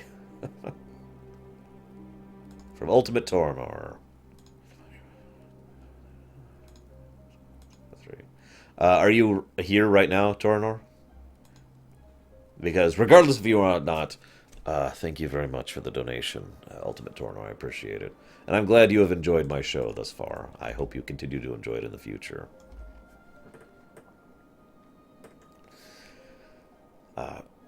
There you are. Okay, so first of all, would you like to put it towards one of our incentives?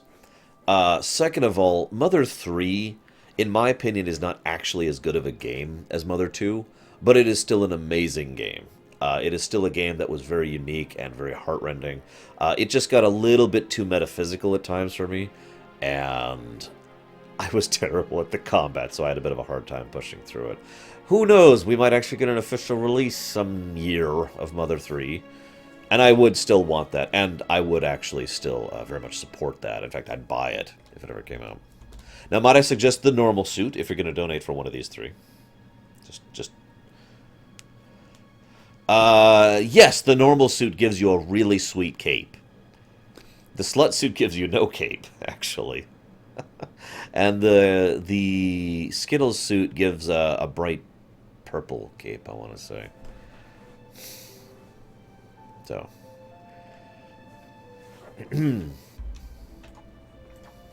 What's on your mind? What are the Dark Irons up to? I knew they weren't here to see the sights. This is more serious than we thought. This is no mere raid. The Dark Irons intend to cripple the defense of Ironforge itself. According to the plans you captured, the Dark Irons are planning a large-scale invasion on Ironforge Airfield. The Council has moved most of our forces down to Morogh to deal with the instability wrought by the Cataclysm, leaving our defenses weakened at the airfield. We need a way to get back to the airfield quickly. Take the road back towards Gully, blah, blah, blah. Let's do it. Towards... Safe travels. Okay, so...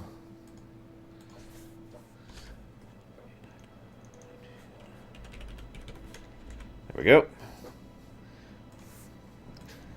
For the first and only time, the armor suit, the normal suit, we're going to start calling it the Sweet Cape suit, is in first. Holy moly. Now, this is curious, though. The Dark Irons attacking right now, specifically the Shadowforge Dark Irons attacking right now, makes a lot of sense. It is an extremely good tactical move for them to make, but how could they possibly know that? I mean, how do they get the information, you know, to know that Morogh is extremely weakened right now? Anyone could tell you that Morogh is weakened because the army isn't here. The army's off fighting the Horde. We'll actually be seeing this when we go through Alliance Zones, too, how local problems are local things that are small problems are technically huge problems because they don't have the forces to deal with them because the army is off fighting the Horde. But, as we'll see... And that's the true... Interest you on a pint? That's also good. True with these guys. Hang on.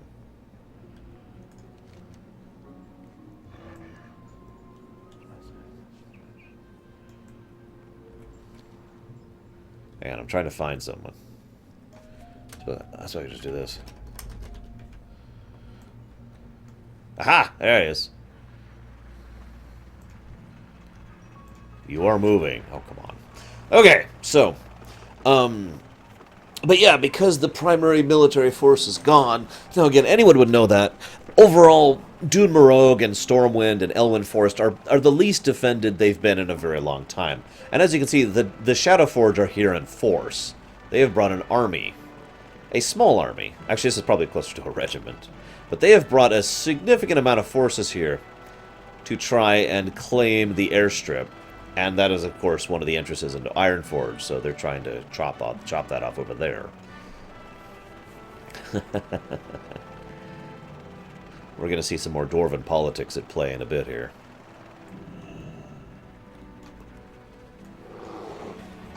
Hey.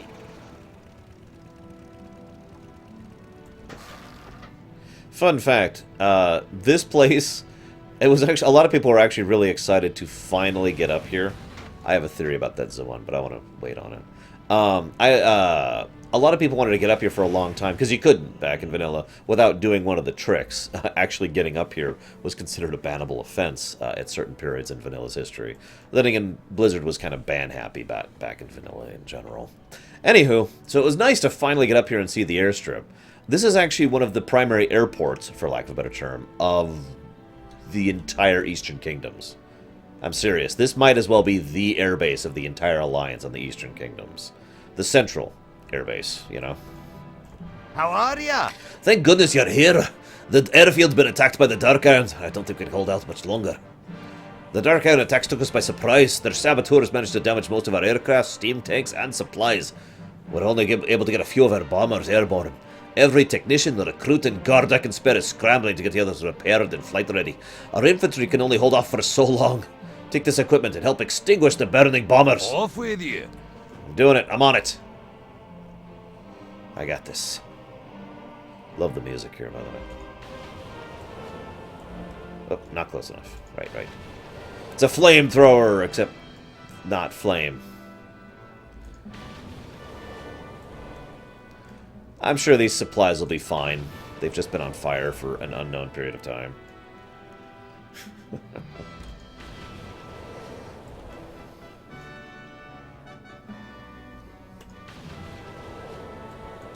You know, funnily enough, I never got a temp ban back in vanilla. Just the permanent ban that destroyed my account. Yeah, whatever. Yes, it is Mind Blast. And it's still a good song.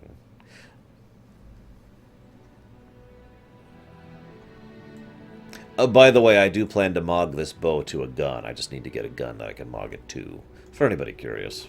You got my attention. Well done. Me men are working hard on getting our flying machines and steam tanks back into the fight. While our engineers work on the bombers, our guards and mountaineers continue to fight the invaders. They've been out there since the incursion began, without so much of a chance to catch some sleep or have a meal. Ironforge defenders are among the best on Azeroth, but even they have limits. Take these banners, plant them in the banks, remind the men of why they're fighting, and keep their morale high. Watch your back. We're trying to save the Ironforge Airfield, call me Fives. Why would they ban me? Well, it's actually really simple. I was playing WoW while I was doing some programming. This is years ago. Obviously, I haven't programmed in a long time. This was actually in vanilla. And so I was doing some programming on the side. Now, for those of you who've never done programming, one of the things you tend to do is you want to beta test and bug test your code as you're going through it. I mean, that makes a degree of sense, right? So one of the most common ways to do that is to read the memory of the code so you can see exactly what's changing in the program as it's going through. So I'm playing WoW on the side, and I have a memory reader going while I'm programming. About a month later, my account, I just couldn't log into my account. No warning, no notice, nothing. And it took me a while to get a hold of a Blizzard rep at all to find out what was going on. And then when I found out that I had been permabanned, the account locked and destroyed forever, I tried to fight it. Because I didn't know why they were doing it. Fun factoid, used to be a programmer origin, past tense. Fun factoid,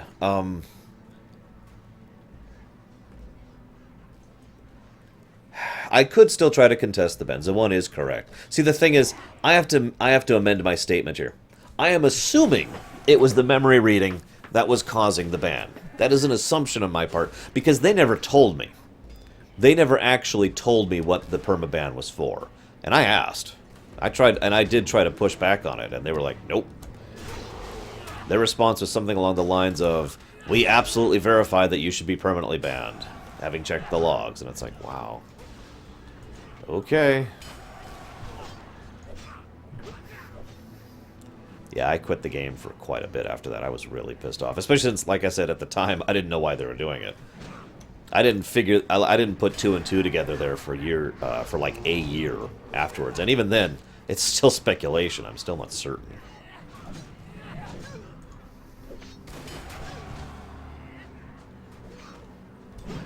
Well, like I said, they were a little bit ban happy back then. I wasn't actually reading the memory of WoW, though, Raskar. That's my point. I wasn't doing anything with WoW. I was playing WoW, and I was reading that program over there. I wasn't reading the entire RAM bus. That's ridiculous. And actually incredibly inefficient if I was actually doing that. So, no, I wasn't actually doing anything with the actual WoW program at all. Just playing it.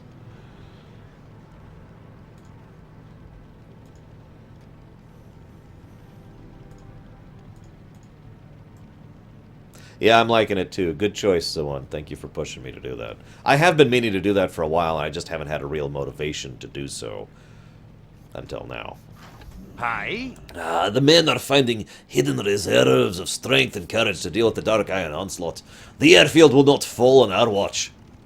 My chief engineer tells me he's managed to get one of the bombers repaired and airworthy. Take these bombs and look for the repaired bomber. Once you're airborne, use it to as much damage to the attackers as you can. I've heard rumors they're preparing to deploy a new kind of war golem. Keep your eyes peeled for those golems and make sure they're your priority target. Safe travel. It's not actually a mod, it's a sound replacer. However, I will tell you what it's called so you can find it. It is called Gun Sniper Audio Pack. If anybody would like to do it themselves, you are more than inclined, or more than encouraged to do so.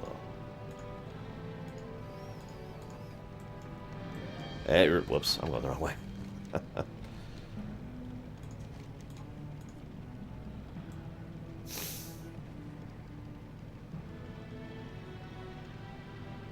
There it is.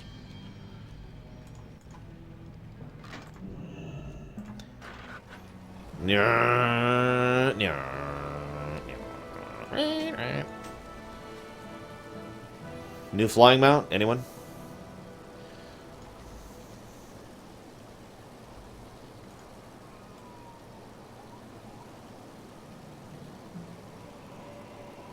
Yeah, like I said, back in vanilla, Blizzard really had some bad customer service and was really ban happy, which is normal, as sad as that sounds to say.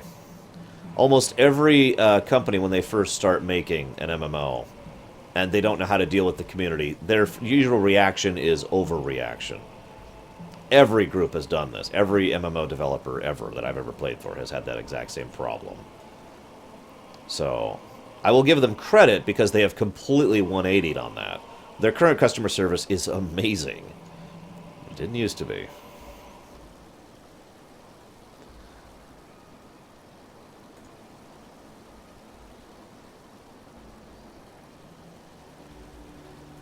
I like the idea that Ironforge is all throughout that mountain.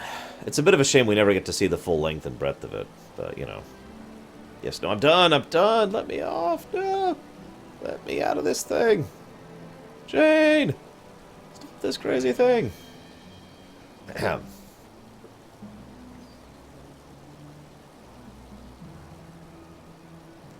The irony is, if it wasn't for the actions of a couple of groups of people, including the players, and the fact that the gnomes were still willing to help the dwarves, despite the fact that the dwarves weren't willing to help the gnomes, it's actually relatively likely that this particular invasion would have, if not, I don't think it would have actually succeeded in claiming Ironforge, but it would have definitely gotten into Ironforge and done some really serious damage. It might have even been able to depose the current leadership of Ironforge. Just because, again, Ironforge's own defenders are not... They're not here, basically. It's basically just the guards are all that's left, you know? The actual military is not here. I'm going the wrong way. And yeah, as the one points out, Ironforge is 7 layers... tall, however you want to define that. We literally only get to see 1 and like a fraction of the second when we actually go into Ironforge, which we will. How are ya? The momentum is starting to shift, largely due to your efforts. It's time to strike at the Dark Iron leadership. With you leading the way, we've finally broken the momentum of the Dark Iron attack. General Grimax, the Dark Iron leader, is attempting to rally his troops from the center of the lines. He stands on one of those new Dark Iron golems, shouting orders to his men. If he succeeds in rallying them, they may still be able to overpower us. You must prevent that. Destroy the golem guarding him, and then kill Grimax himself. Watch your back. I will do this thing for the Horde. For the Horde. Go away, pet. Okay, fine, whatever.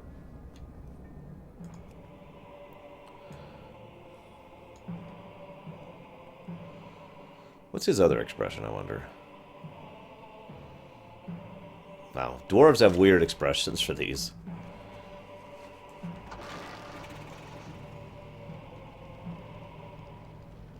Wow, Braven. I have seen that happen to a friend of mine. I've never had characters deleted. I have had my account hacked and stripped of resources, but never deleted. So it's time to finally break this Dark Iron attack. For the Horde, I mean, for the Alliance. For Cosmodon.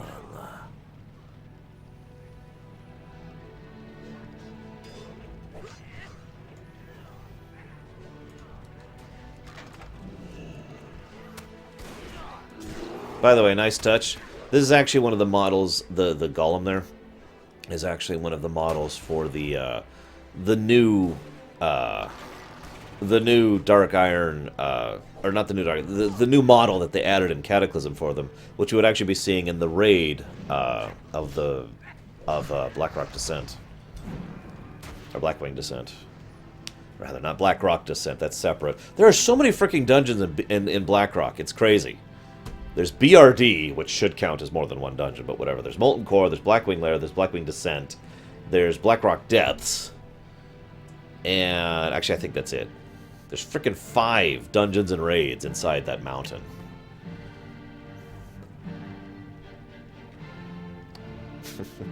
All I see is blackness. Oh, my hood was down. Great to meet you. You've done it! Without your help, the Ironforge Airfield would surely be occupied by the enemy, and the Dark Irons would have a clear road to Ironforge itself. The Council of the Three Hammers must be informed of what happened here. Oh, that would be awesome as a one. I like that idea, actually. And, like, you could set up different modes or whatever for your golem, for your mech, basically. So, just how did all those Dark Iron warriors end up here on the footstep of Ironforge, on the verge of invading our city? Does not Empress Moira, a member of our esteemed council, rule the Dark Iron? This cannot have happened without her knowledge and consent. This was no ragtag band of rebel dwarves. This is a well-organized, fully equipped invasion force. I have prepared a report on the battle for the airfield. Take it to Ironforge, to the high seat, and confront her! Safe travels. A detailed account of the Battle of Ironforge Airfield highlighting your heroism.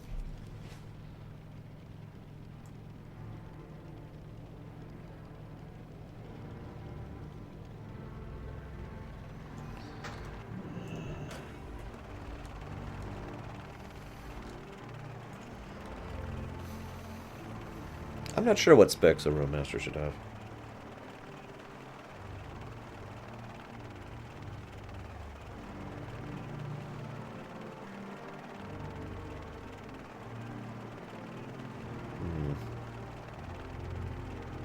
I like the idea of like a crafter Rune Master primarily.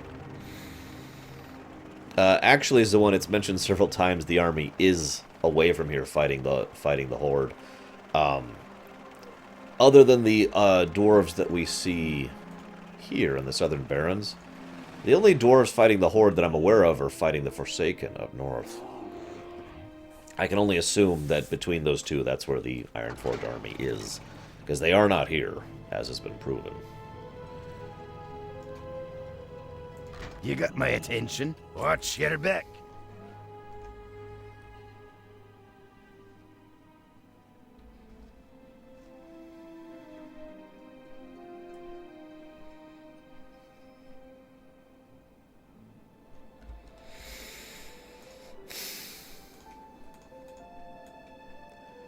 I have to admit, Morogh is very pretty. And much better in Cataclysm. Quest-wise, I mean.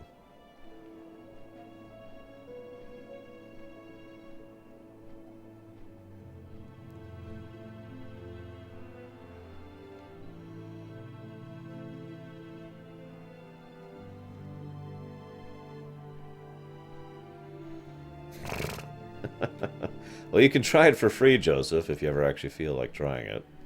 Up to level 20, that is. Welcome to Ironforge.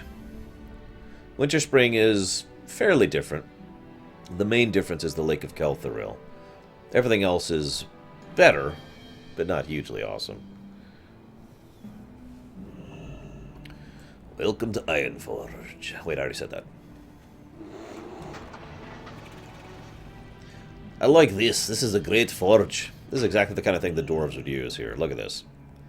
This is exactly what it looks like, by the way. Just this massive molten slag pits where they work and smelt. And they also have this thing. This is the Great Anvil. This is actually an extremely enchanted runic artifact which they can use to empower empower magical and incredible artifacts, and makes it easier and basically produces better quality mundane items as well. this is nice. Now, one unfortunate reality here is that there's no way for any of the air in here to escape. The really weird thing is, WoW usually goes out of its way to explain things like how, you know, air is in here. But they don't. There's no explanation. Like, there's not even we've got runes on the ceiling that help keep the air circulated or something like that. Instead, it's just, So I have no idea how exactly they're breathing in here. And yes, Ashbringer was actually forged on that thing. And yes, players can make things on it as well. In fact, back in vanilla, I don't know if this is true or not, but in the old days, certain crafting recipes required forging on the Great Anvil. So up here is actually the center of Ironforge leadership. This used to be a single throne in here, where Magni stood. And there's old Ironforge. We'll poke at that in a little bit. As you can see, we've got a senator in here. Looks like someone just did the quest.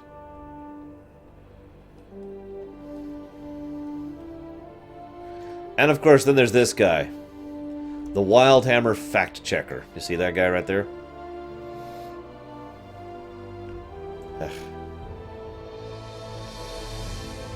Come on.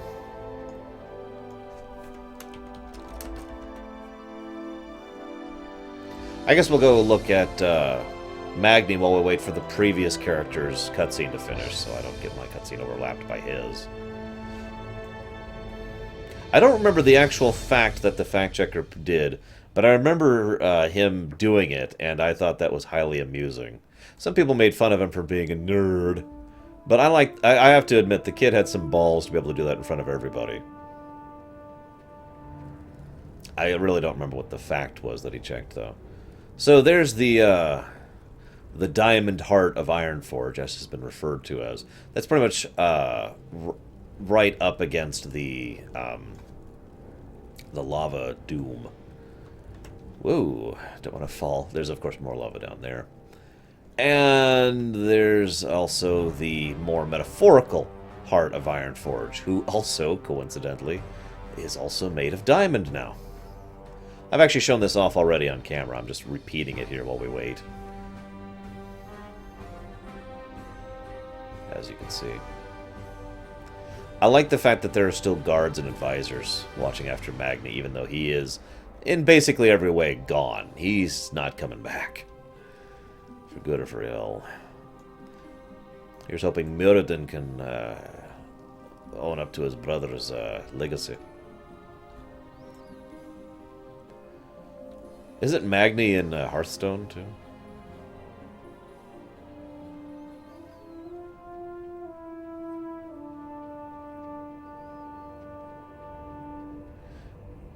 Alright, hopefully I can go turn in my quest now.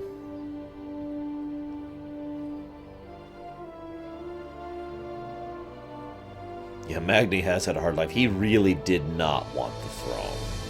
He actively didn't want it. God damn it, there's another frickin' player. There's so many players. Why? Why? Let's go talk to this guy. Hey, buddy. You got my attention. It'd take a hand's worth of these hill dwarves to bring one from the Airy down.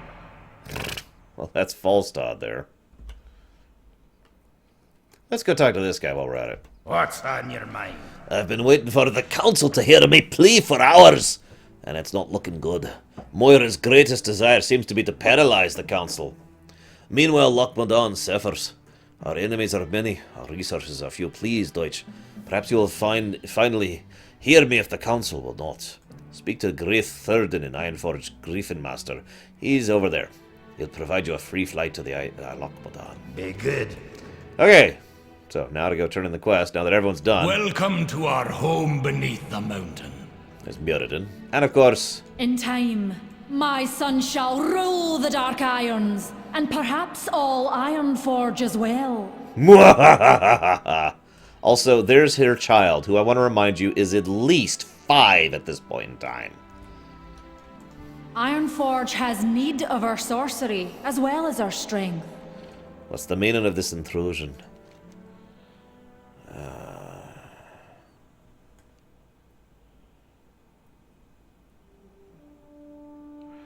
And just what is this? Moira takes the report and reads it. This is impossible! You stand before Moira, Queen Regent of the Dark Iron Clan. Watch your tongue. How dare you storm into my throne room and attempt to spread this conspiratorial nonsense? I will not let you and this treasonous Commander Stonebreaker steal my son's birthright. Oh, this is quite an accusation, Moira. It's hardly your throne in the first place. I know Commander Stonebreaker, and I'll vouch for his loyalty and his honesty. We must take his word. What cause do the Dark Irons have for taking up arms against Ironforge? Are you unable to control your own people, Moira? Mirrodin has a point. If you cannot govern your own people, you have no place at this table. Both of you know I would never order such a thing. Why would I want to sit one half of my son's inheritance against the other? No, this is the work of a traitor to both our peoples. Despite my best efforts, some Dark Irons remain in the grip of the Twilight Hammer, the Shadow Forge, as I mentioned earlier. This cult must have the cult must have someone in the city to coordinate this kind of attack. That only leaves one suspect. Ambassador Slaghammer! So this is kind of funny.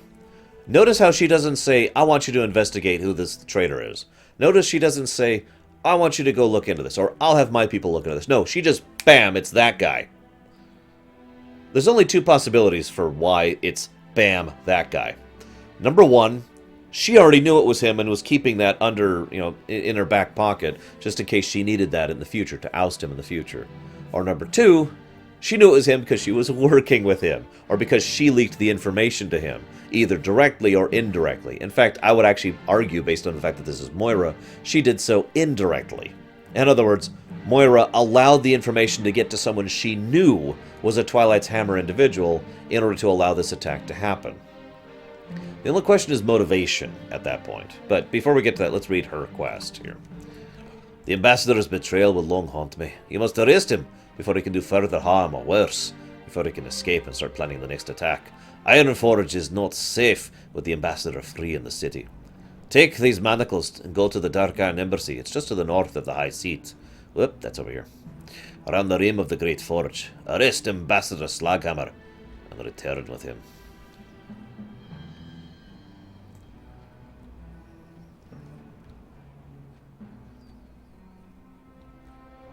Excuse me. You're under arrest. I will go willingly, Hunter. My purpose in my master's plan has been fulfilled. Who's his master? Well, that's debatable, but Cho'Gall is probably the best answer here. Or Unzoth himself, depending. Glad to see that Dark Iron scum getting what he deserves. Quiet, Moira's in a foul mood. If she hears you, you'll have her head. If I were in Shadowforge City, I'd have you tossed into the ring of law for your transgressions, Ambassador. The darkest dungeons of Ironforge will have to do for now. Do as you will with me. I'm not afraid. That half-breed runt will never be my emperor. Long live the Twilight Hammer! I'll escort you to your new accommodations, Your Excellency. Why have you approached me? Take care. My patience is short. The Ambassador will trouble us no more. He is not the only Dark Iron Dwarf whose heart still belongs to the Twilight Hammer. We must remember that, and remain vigilant against their schemes, else my son will inherit only ruin and ashes. Really, the only thing I have trouble coming up with when it comes to Moira being involved in that is her motivation. But then again, it is also possible I am giving her too much credit. She may just be stupid. I've the finest wares in the land. Either way, she did get one thing solidly out of that. She has now proven her loyalty to Ironforge. So, that's a thing. We're going to cut this off. I'm going to get some lunch. We're going to come back. Maybe. I might not come back, actually, today, because I've got a D&D session this evening. So I don't want to cut it off. So you know what? Actually, yeah, we're done for the night. Sorry, guys. We're done for the night. So I will actually see you guys tomorrow when we will do Loch Modan, which will be next. So I will see you tomorrow, guys.